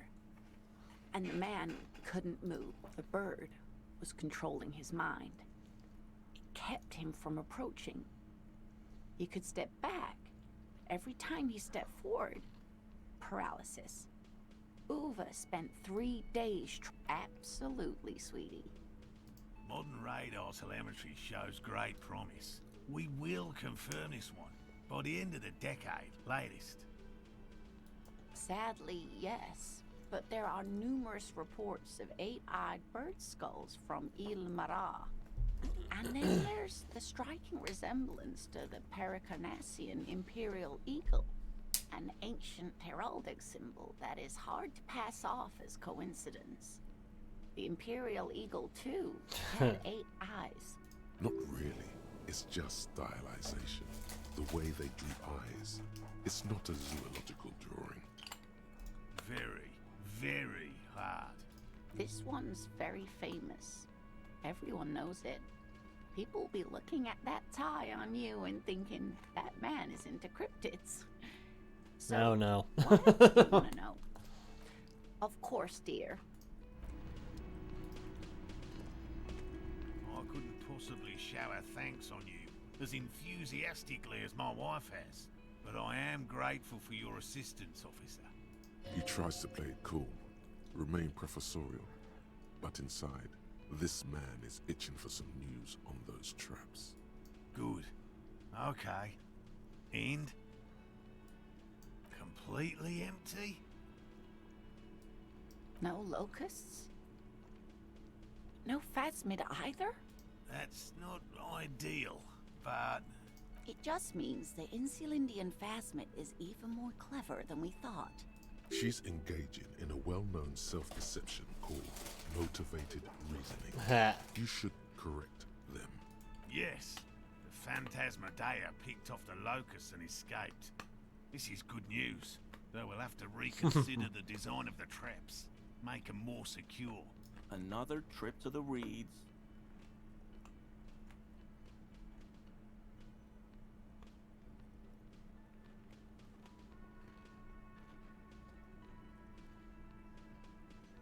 Of course. Be sarcastic. Unless you have an alternative, Actually, no. Excuse me for getting emotional. This is a big deal for us. You've helped us twice now, and brought... Heartfelt gratitude. Some kind of foul play might be afoot. Theft. Consider the way the empty trap was disturbed, as though shaken. Most likely the hands of a young person. Hands small enough to fit inside the trap, too. You should ask the red-headed boy, Kuno. A little hooligan. Oh, my dear Morel. You've been an old man for too long. Kids love to torment insects. Oh, you've been such a dear to us. Well, I see you've got all the help you need. I'll see you tonight at my place. Let's play suzerainty, but no more field trips for me. This is a slippery one. He may respect the law, but mostly wants to pass under the radar. You won't get a chance to talk after you walk out of there. He hasn't been particularly forthcoming before. Really, Gary? We're getting... Lena, I'm sorry, but you're not getting anywhere. Morel, it's been fun. No need to apologize, Geary.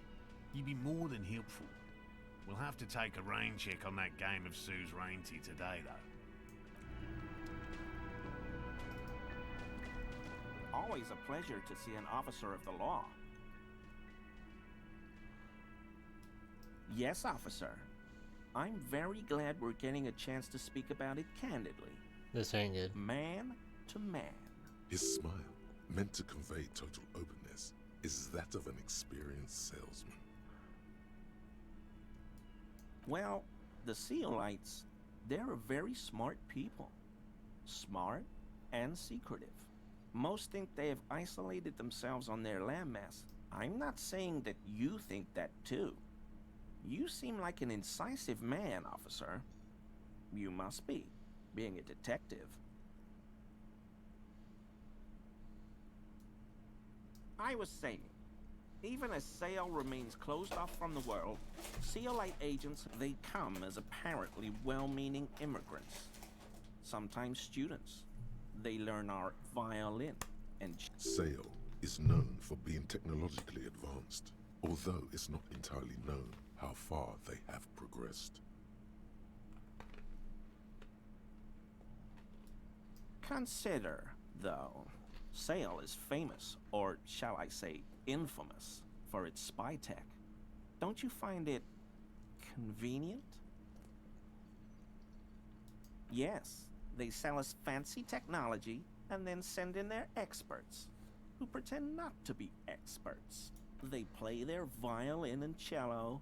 Oh, we like and use their superior technology to blackmail, mislead, and manipulate. turning high-ranking people in government and corporations into Seolite agents. Better things than take over the whole world on the sly? Sure, you tell yourself that. Our talk here is concluded. He's disappointed in you and sees no point of arguing further. That ain't surprising.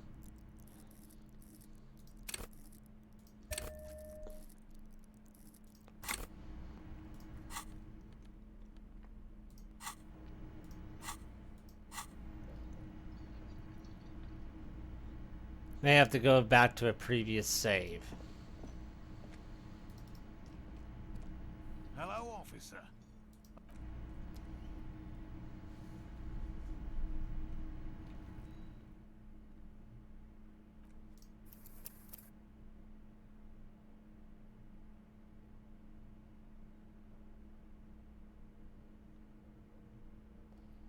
My last save is when I started.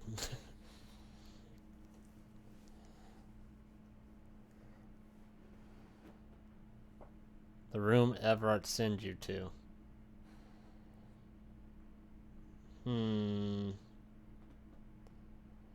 Not entirely like when. Behind the greenhouse. Okay, okay.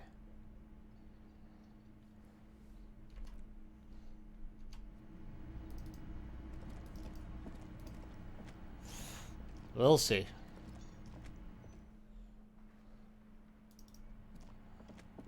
We'll take a look first here.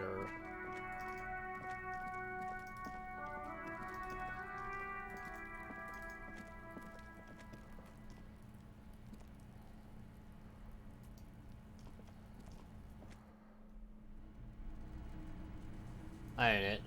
It's behind, not here. It's behind the greenhouse. Around.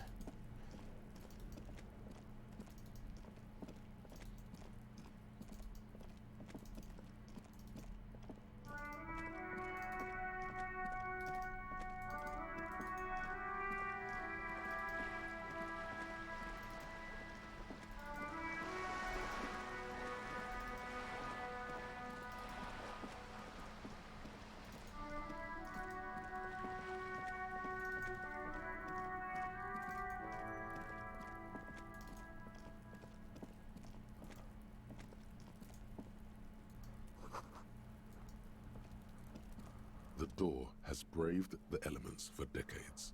The key stops midway in the lock. So the tenant's key is in the lock.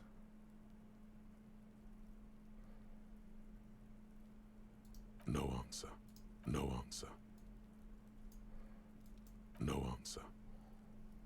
Alright. Well, if we did...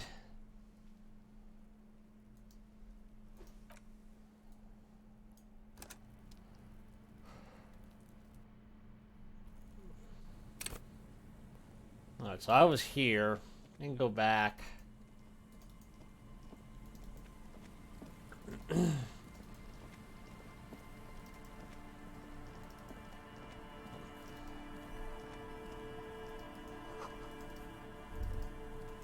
light vanishes. There's no maybe it's Might as well.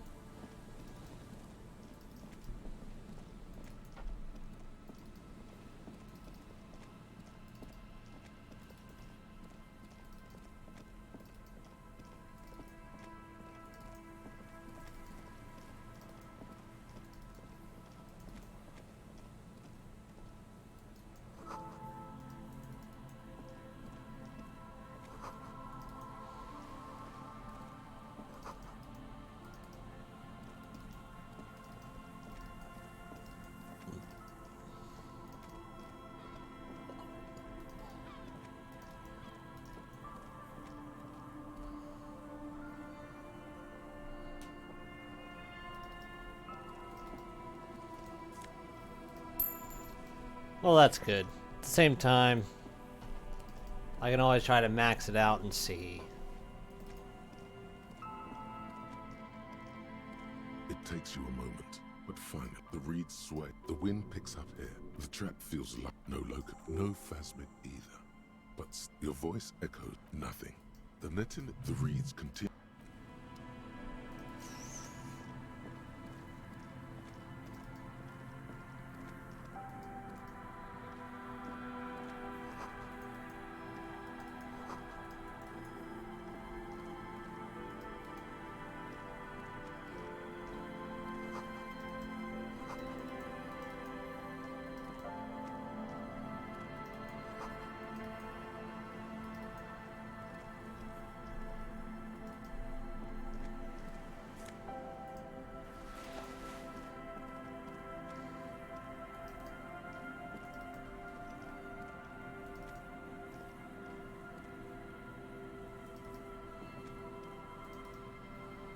Hmm.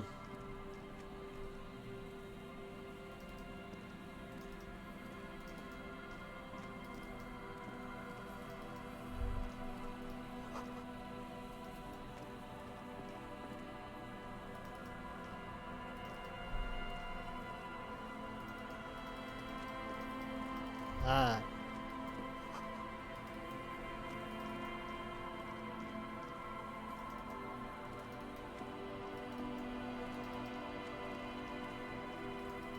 Hmm.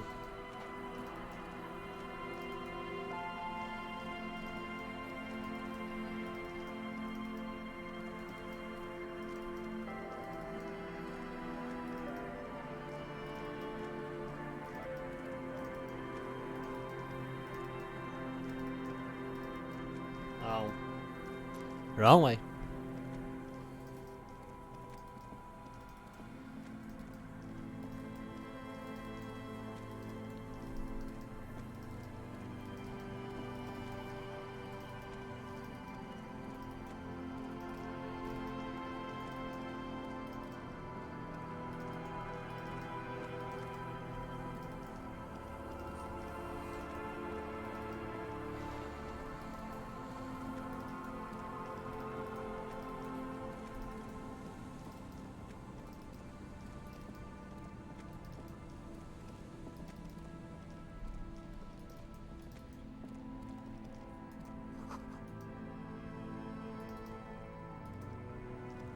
Metal and plat. This must be the boy. You lift the boy up. The number primitive There's something. It smells like a shot glass's worth of sea. The boy continues to be mostly empty. No, you could ask the miss what she thinks.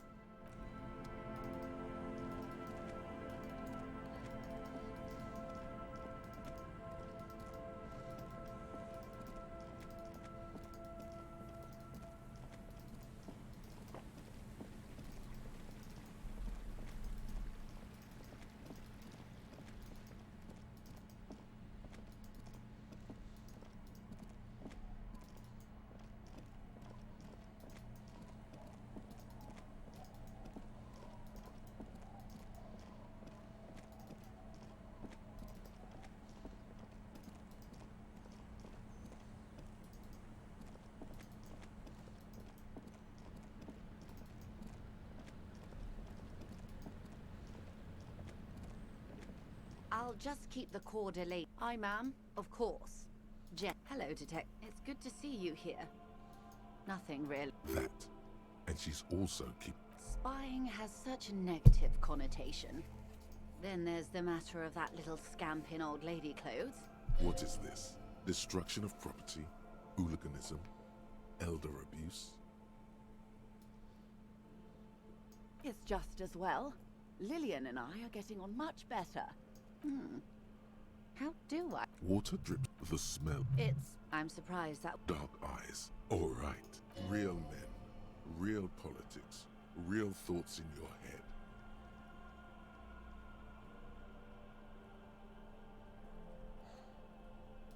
Oh, I'm not frightened. Above you, they're cloud shadow. Have I told you how they discovered? No, they're in Celindian East. Well, your condition has left you no worse off than most of these people. The literacy rate is around 4. I knew you would remind me to tell you one day. For now, I hear maybe there is something else I... No, that's fine.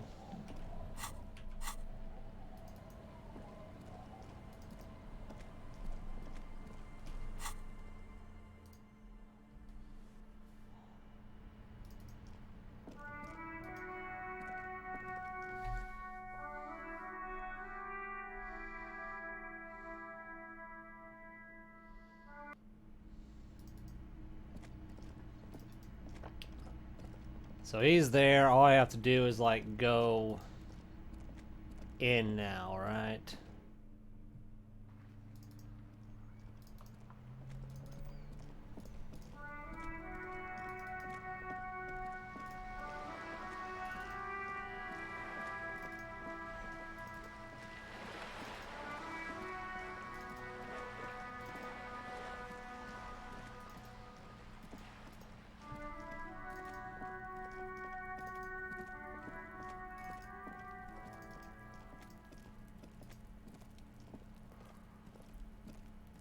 The door has braved the elements for decades. The copper nails holding the upholstery in place have turned green from sea air, and so is the key stops midway in the lock. The tenant's key is in the lock. No answer. Not a sound. The silence is eerie. No answer. Huh.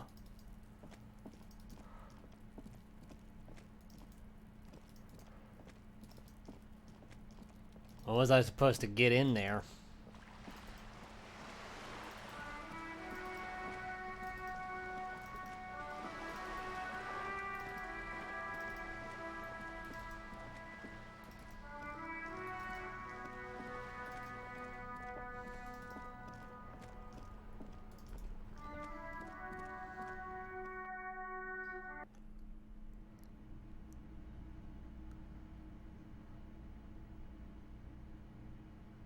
Uh-huh. I could see that.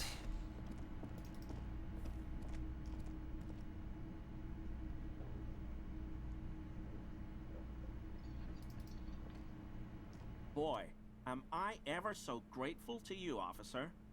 But I'm not the only one who wants to thank you.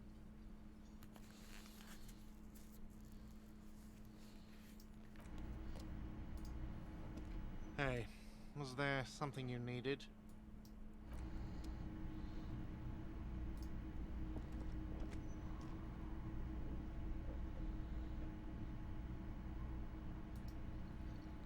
Oh, sweetie, well, in that case... The little soup you could ask her about.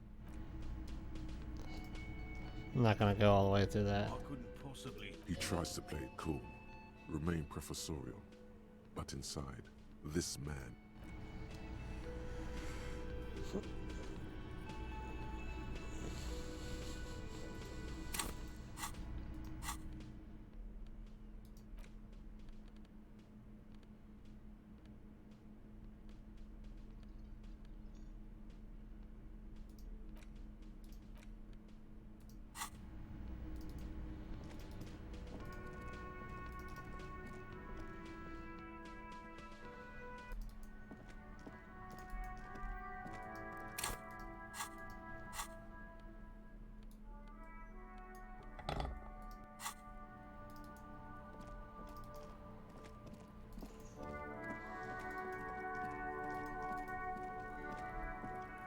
The trash containers. The smell of rotten food rises to greet you.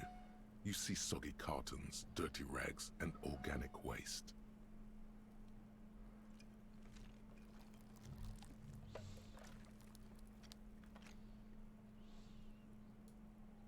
Wow, an armistice? Never mind. And is that cord? That's too bad. Because all you see is a broken mug with a racist depiction. You betcha. The container sounds a muffled gong. Maybe I need that. I don't know.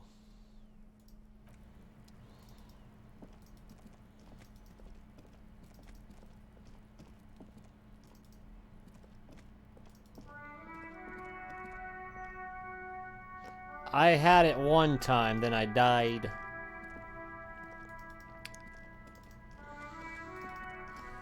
And I might have forgot about it. Rushing through.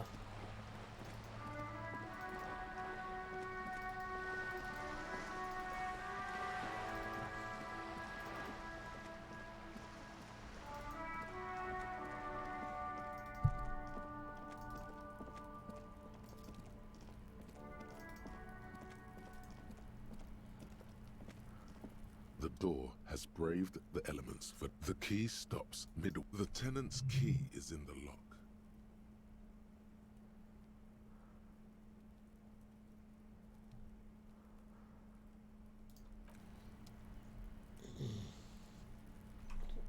Well then, where am I going from here then?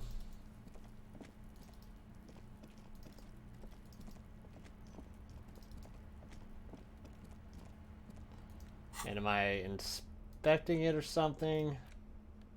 It's just a racist mug. What's there to read here? Not. Oh boy, here we go. What are you going to say about a broken, tossed away mug that you dug out of the garbage?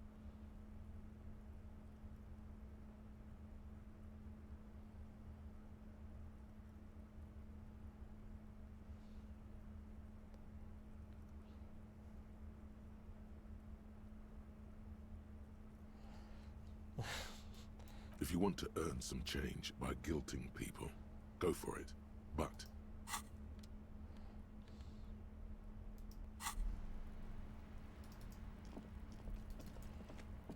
I mean, I'll quick save it, I suppose. Just for a moment. Nothing now. the door has braved the key stop. The tenants.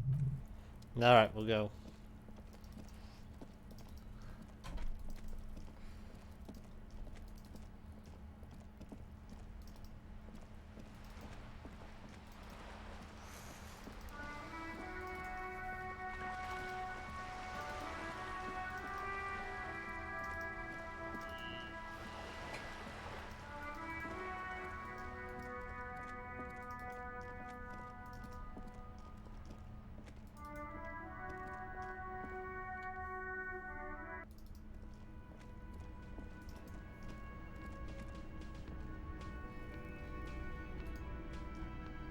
Good to see you again, officer. Good.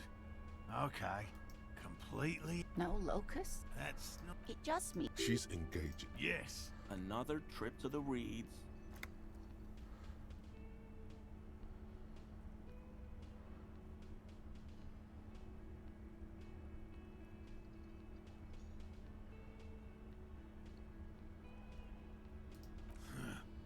I appreciate your concern. You're jabbing. Actually, no. Heartfelt gratitude. Some kind of foul play might be afoot. Theft.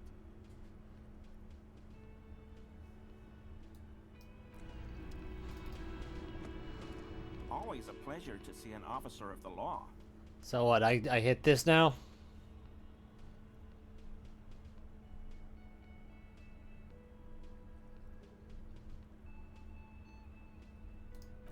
We'll do this. Always a pleasure to see my mug?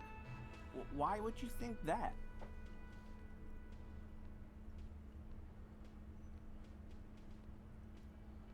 Oh, no, that's not... Why would I be calling to a broken mug? Okay, I admit it. I threw the mug away in the trash container behind the hostel.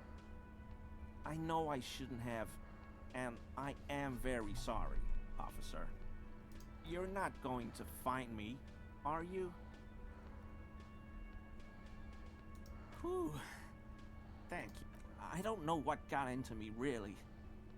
What did you do, Gary? Nothing. Nothing. Just answering some questions. Helping out the law. Officer, please. Let me explain. It's not like that. I was only cleaning up. I live right across the yard from where he was hanged, and I saw him stripped naked. All the clothes lying around in the yard, smelling. People are animals, you know?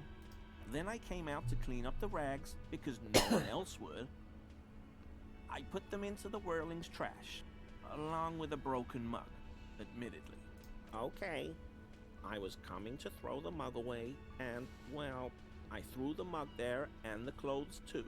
As he shifts uncomfortably, a series of clicks, like the clinking of glass beads against one another as they roll across a hardwood floor.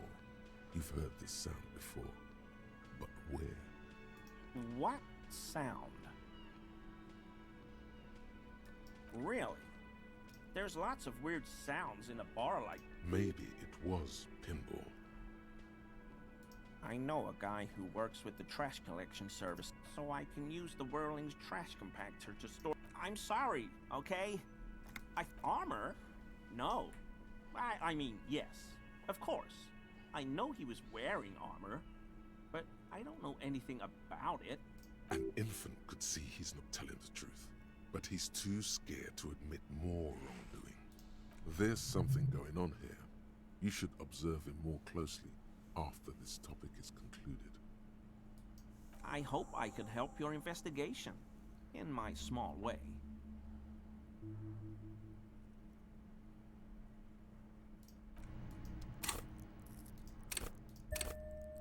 Why not?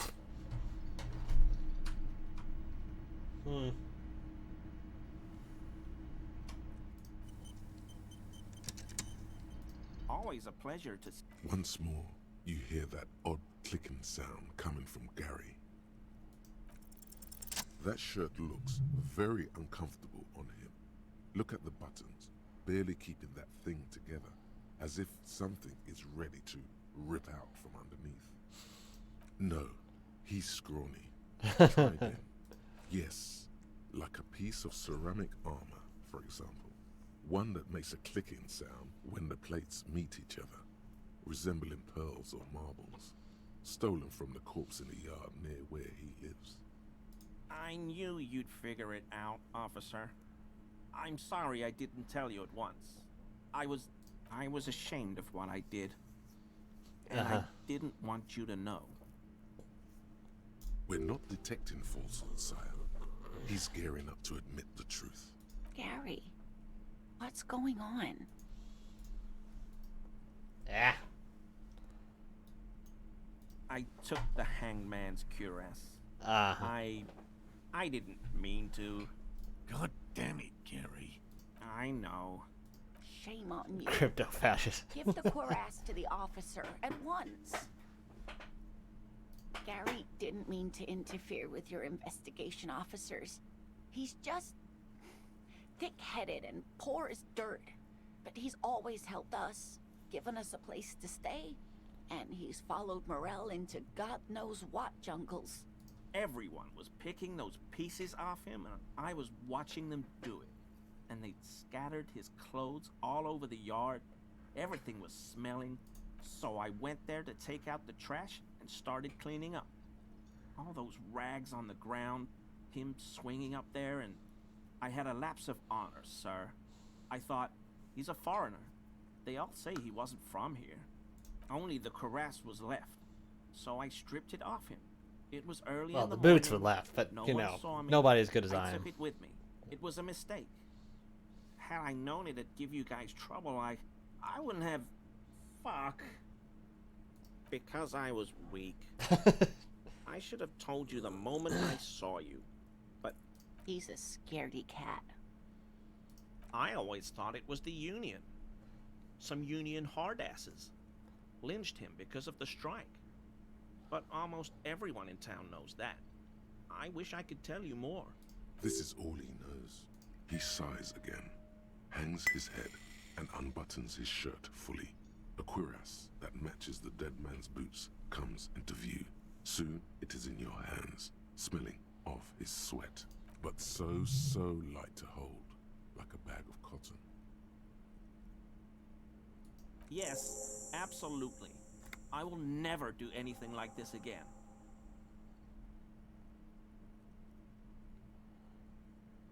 Man, I don't want to talk about that. I was wrong to bring... Most of the Sealites may be shifty, but the ones in Revacol... It's for the best, dear. The man simply nods, his long blonde hair falling on his shoulders. There. Where am I at?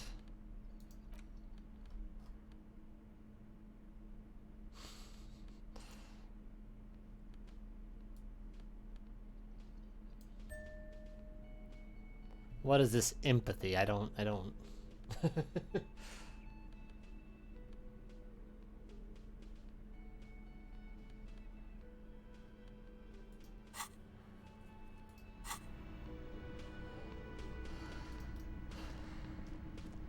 Hello?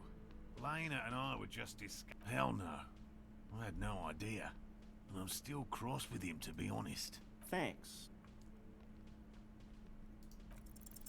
Consider the way you should ask the Red. A little hurt. Oh, my dear. Oh, you've been so... Well, I see you've got all the help you need. I'll see you tonight at my place. Let's play suzerainty, but no more field trips for me. After this is your last chance to talk to Gary. Really, Gary? Lena, I'm sorry, but you're not get morale. It's been fun. No need to apologize, Geary. He keeps the language unemotional, but it's in there. Disappointment. Always a pleasure to see an officer.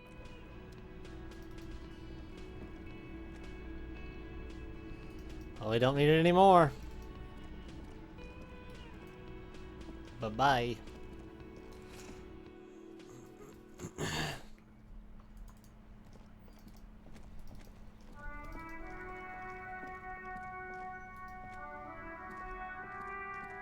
Hi, Ace Detective. Are you here for me? I will never figure out why this feels familiar. I'm just saying. What the hell is he doing with that? Officer, care to play a game with the lonely old man? Actually, never mind. Wouldn't be the same. A man so principled about his sandwich calls for a principled approach. Time to get political. This right here is political. I am not going to listen to this comic connery. Huh? I really don't understand how my sandwich could. I would rather just have this one. It's really good. Tell this lost comrade what the people's sandwich would be like. Distill the essence of the working man in a sandwich.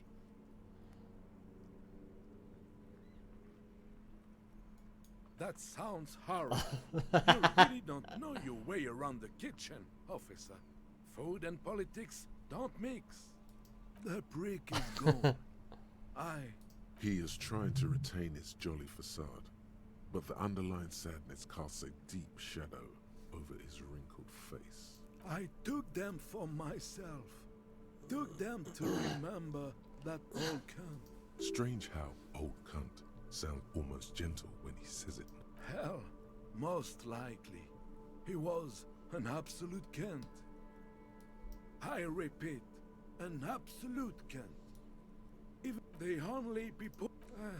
and she never lost sight. We've hated each other our entire lives. Yes, I loved that angry prick. He didn't deserve it, but I did. You know what his last words to me were? In Guillaume's time, you'd have been shot without trial. That's what he said to me. Yeah, exactly. He lived a cunt, and he died a cunt. Let's leave it at that. His hungry little heart finally gave out. The dock workers found him in the dock booth this morning. I get it. Wasn't even supposed to be working for another week, but he just had to prove how tough he is. Wait, did he push himself to prove he can pull his weight? Yes, sometime. That means the uniform could still be in the guard booth. Something to keep in mind if you really plan to give yourself to Revachol.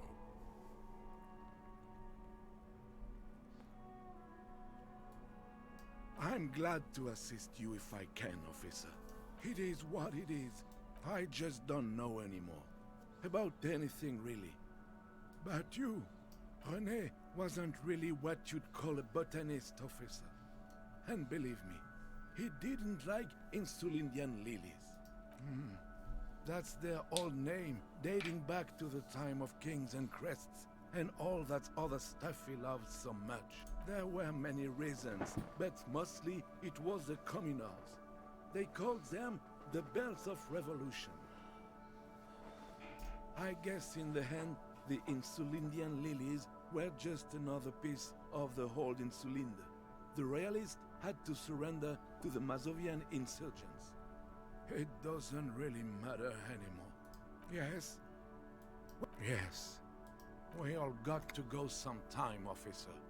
Everyone I love is already there. Probably waiting for me. It is what it is. But I just don't know anymore. Officer. Yeah, don't worry about it. I just took his pills, and apparently whenever we talk about sandwiches, his voice haunts us from the grave, so... It's normal stuff. Yeah, it's me.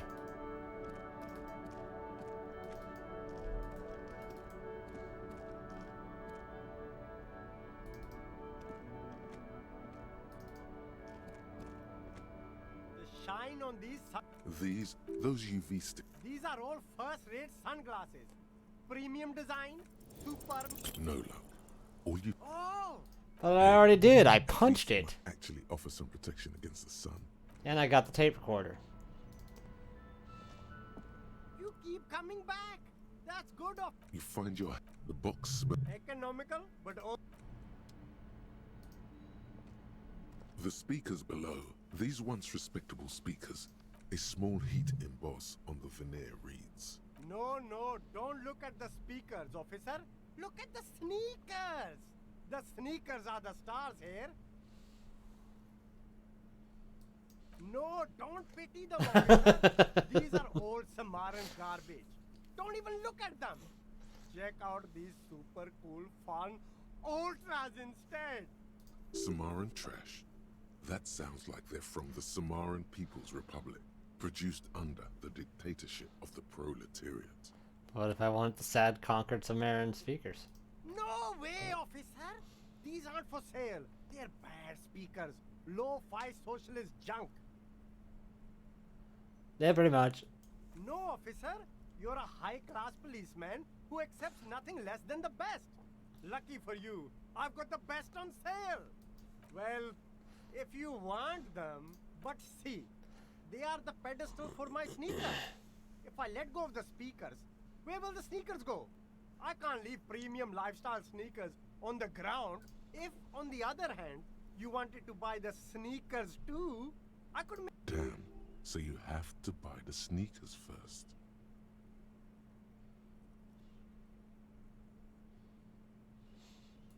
Super cool! Now the premium lifestyle is yours, officer. The sneakers seem to vibrate in your hands with an almost mystical energy. The junk is yours, officer. Happy listening. Try not to hurt your ears with that Samaran garbage. No way, officer. These aren't for sale.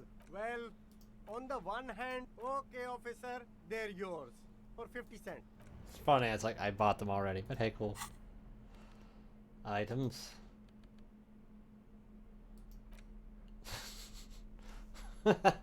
Well, I mean, technically, I can get money back from it.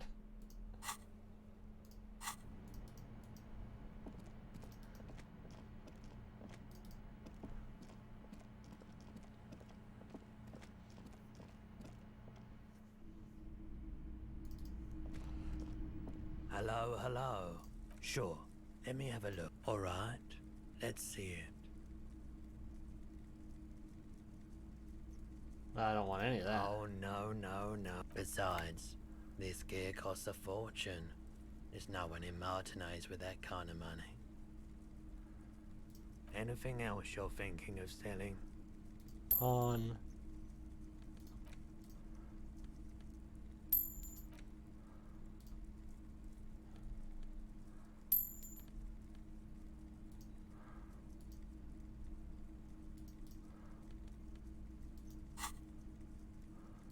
Another time.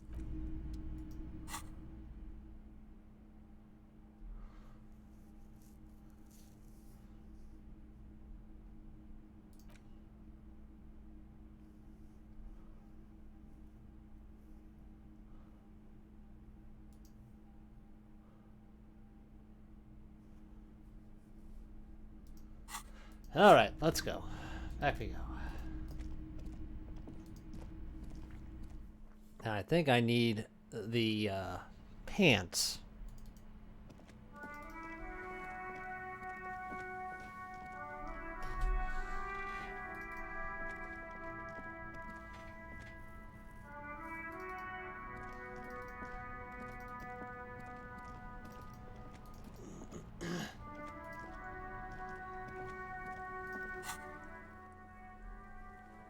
Probably should get that Lost Bull. I mean, they ain't gonna play it again, but hey, whatever. Oh, helmet, whatever. Ah. Yeah, probably should do that.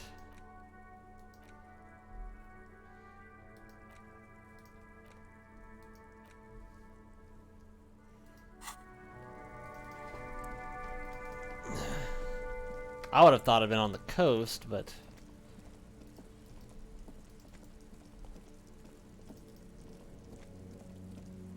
what do I know?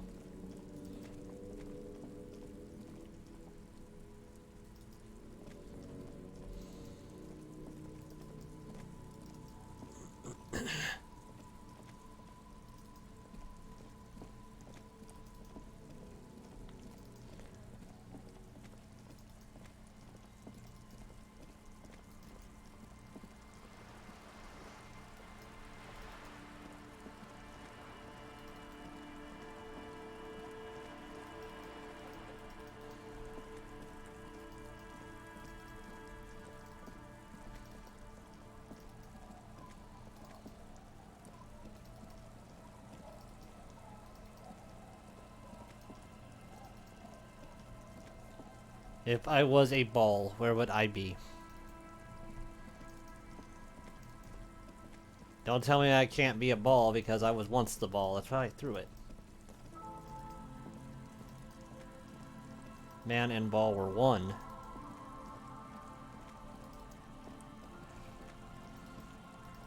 I would have thought it'd been around here.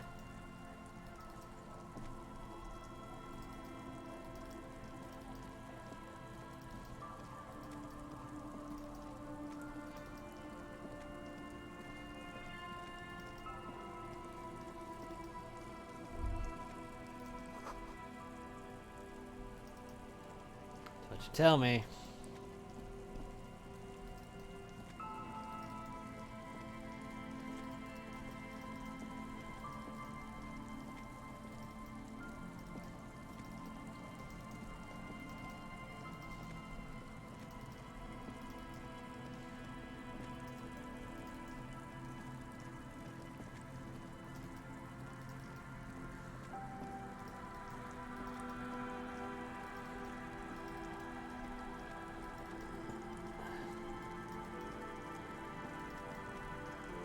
Other sports equipment.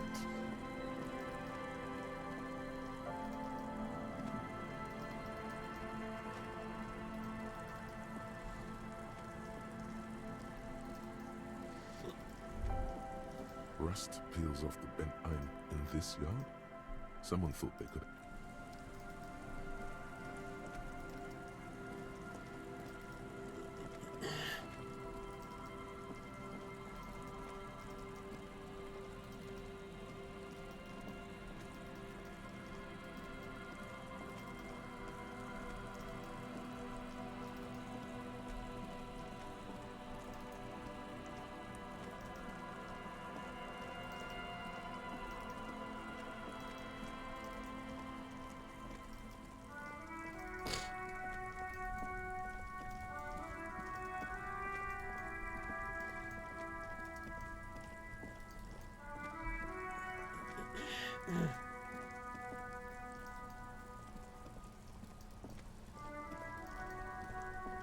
Well, I got all sorts of bowls here. La boule.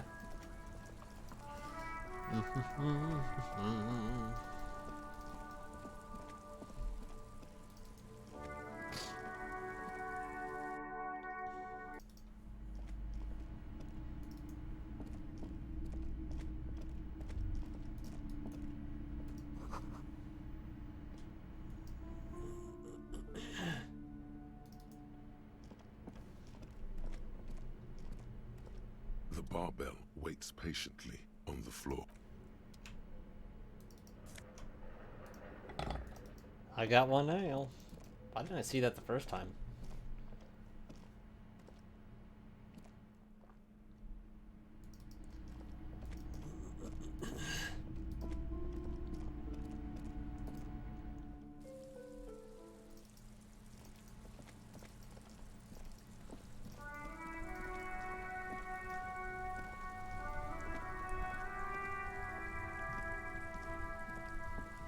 Oh, sorry, officer.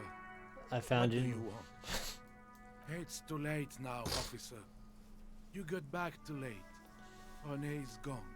The prick survived all the bullets, swords, and explosion just to die of a heart attack. Ironic, isn't it? Even his bitter little heart couldn't stand him. Keep it. It's not even a real bull. Besides, it doesn't really matter now. I've never seen anyone Hey, else I got do it done. in Martinez.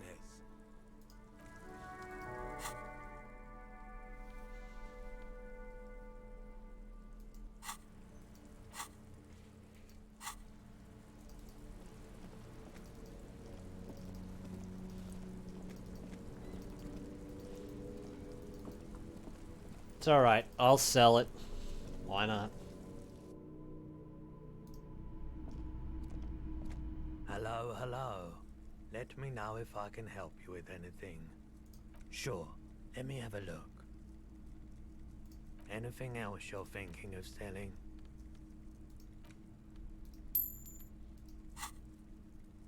Another time, perhaps. There we go. Oh, what else can I do?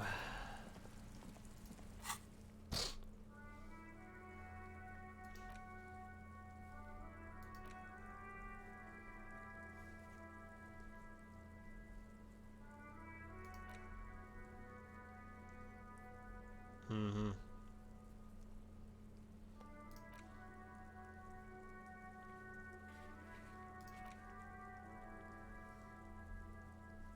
Don't really have a whole lot else to do.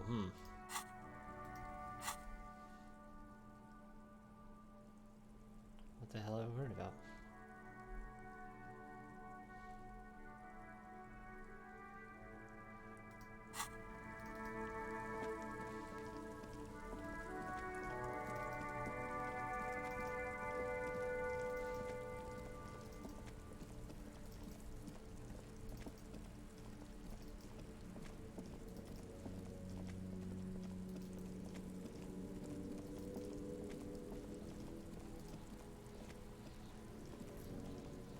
Fuck does Kuno care?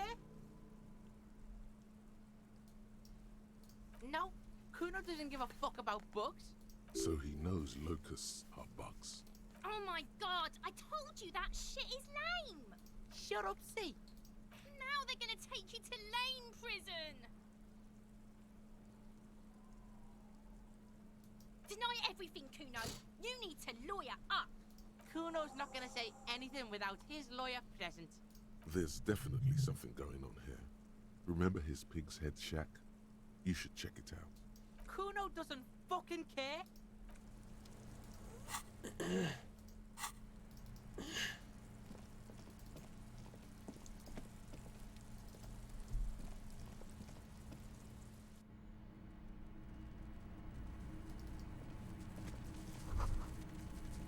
All around you, the hisses and chirps of locusts fill the musky air. The earthen floor of the shack has been shaped into mounds of mud, dotted with little holes for windows. Like skyscrapers, spires of dirt and sand rising. Accommodations for their insectoid inhabitants. Sounds like you found the locust, detective. Heaps of leaves are rotting among the mud-caked towers. Dozens of little locusts feed on them, buzzing away with vicious joy. Kuno has really outdone himself here. It's the work of a self-taught visionary.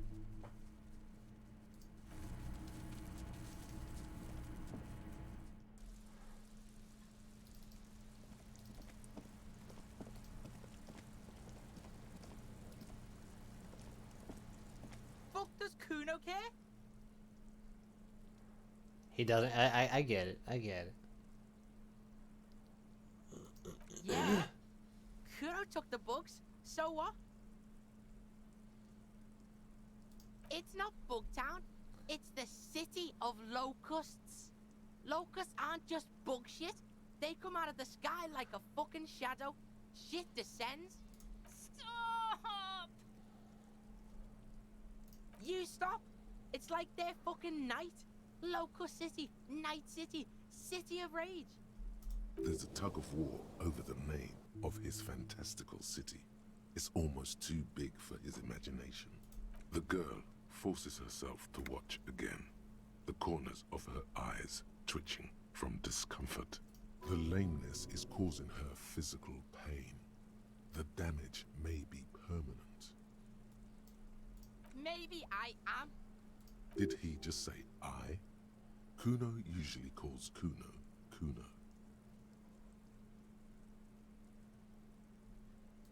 Kuno made Kuno. Kuno says whatever the fuck he wants. There are no rules here, pig.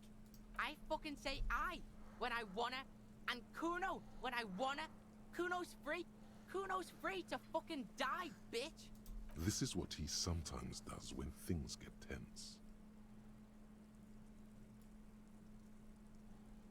Oh, Kuno! It's so lame, even the pig knows it's lame.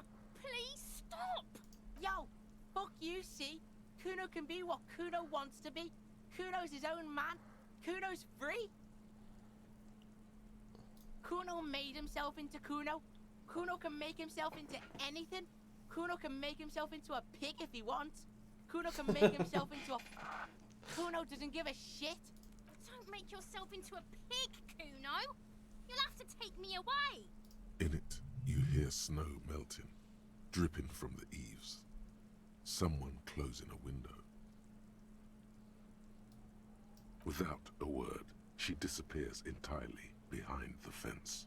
For once, the boy is lost for words. He turns completely red now, with splotches of white beginning to appear across his face. Use this momentary confusion to take control of the situation. You got him. Now convince him to leave the cryptozoologist's traps alone.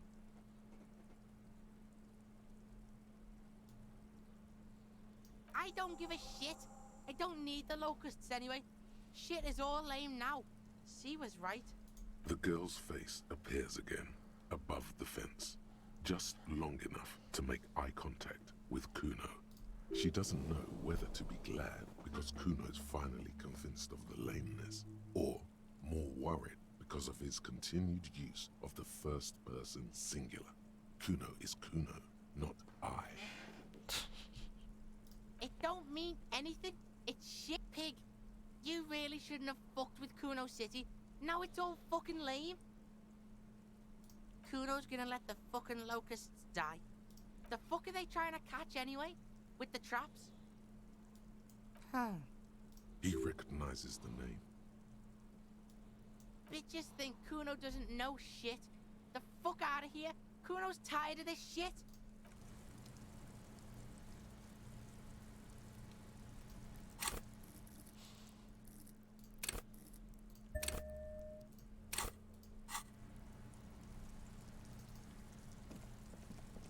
Kuno, the pig's getting pretty close to me. Come.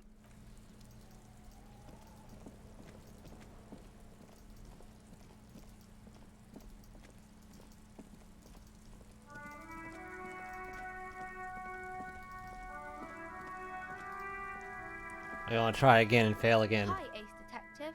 Are you here for more books? Oh, that's my god. Because you know each other. She's been talking to you so openly because you've talked before. Yes, I stand in this spot all the time. You've been running around all week without your shirt on, sir. Telling people about being a star or something. I don't really understand who those stars are. Of course, you've stopped by a few times. You certainly look better than the last time I saw you. Yeah, but you don't have party eyes anymore. You know, like a cat in the dark, all big and wide-eyed. It certainly looks odd on a man. The swiveling eyes of a loony drug addict. That is what she meant. You were probably gurning too. Fuck yeah. You should get some party eyes right now. Snap those sequins on you, boy. Oh, baby, that's not what you have to worry about. Worry about the important thing. I didn't know I had to do that.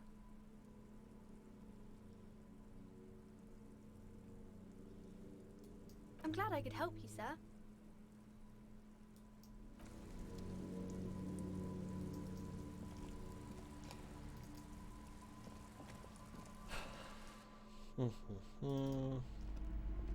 Hello again, esteemed officer.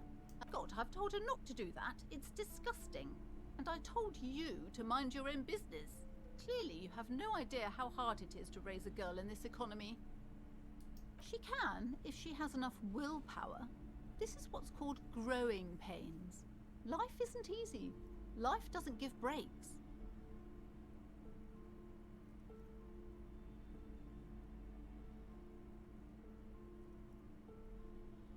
She stands stiff. She's looking for one. But there simply aren't any good arguments for being an asshole. Oh no. Hold on. I need to invite her inside and apologize. She must be freezing out there. There. I don't know what to say to you. My husband, he tries to teach me business lessons. I have what my mother called a dull mind. All this stress. Yes, my husband is a successful entrepreneur east of the river. If only he were more involved in the business we're running up here.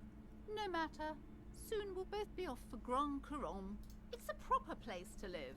One of the most peaceful neighborhoods east of Jamrock. You may know it for its massive housing projects. Most of the buildings are empty at the moment. It's a great opportunity to get ahead of the crowds. Better times ahead for sure. He made the initial investment. Since then, he's been what you might call a silent partner. Super silent. Almost inaudibly so. Yes, I'm afraid so. A real treat she is. It would be nice if she had... No, we couldn't have afforded more children, really. Not in this economy. A glimmer of sadness blinks through the well-crafted exterior. We're quite busy people, you know, my husband and I. Quite busy. Children are a lot of work. You don't look like a father, so I don't expect you to understand. I'm sorry. I'm sure you do understand. She's been too busy, helping me here. So she studied at home this trimester. I assure you, I of all people understand the importance of education. She will be back in school the moment the store takes off. And hell freezes over? Never mind. It's not a good topic to get into. The woman looks aloof. Her features much softer. Occasionally she glances at her daughter's silhouette.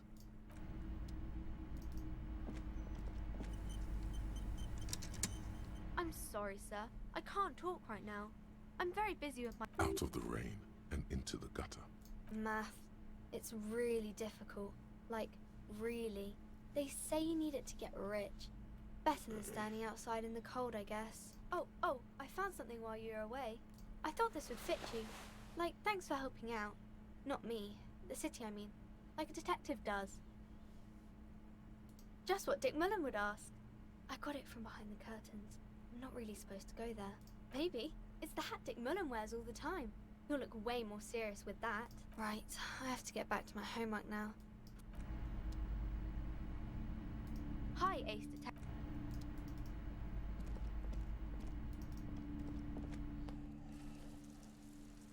All right.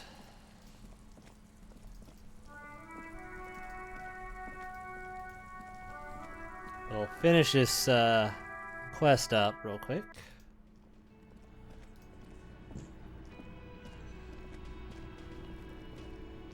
Hello, officer. I think I almost have it. A new trap design, that is. I know you're skeptical, but I have a good feeling about this. So it was just a child. Thank you for telling us, sweetie. This is good news, right? It means we can try again. She acts chipper, but something's changed in her tone. A hidden worry. Yeah, you're right. We just need to restock the empty trap. Then we'll need to inspect the traps one more time. And then maybe we can. He has a 38-degree fever. His resilience has given way. darling, I told you to take it easy. You're getting sick. Maybe it's time to go home. You're right, you're right. We can come back next season, when it's warmer. That's just something people tell themselves when they fail.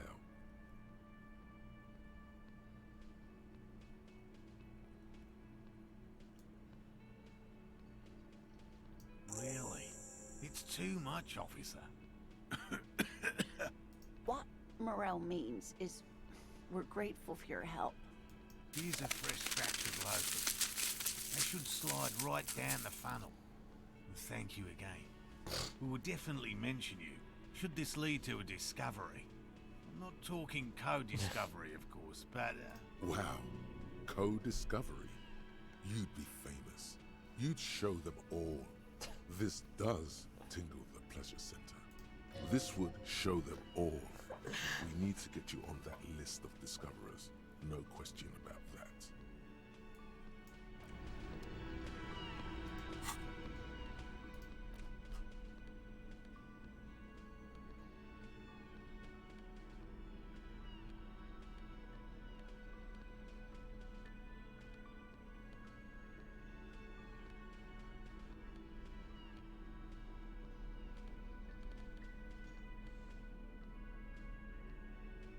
That just makes more sense, don't it?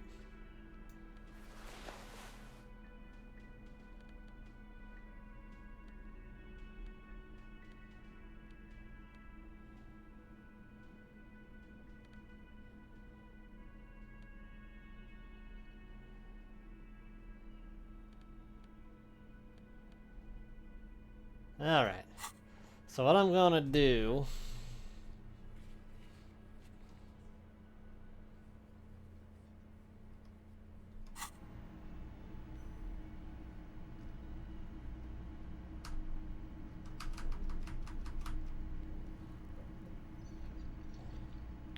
We're gonna save this real quick.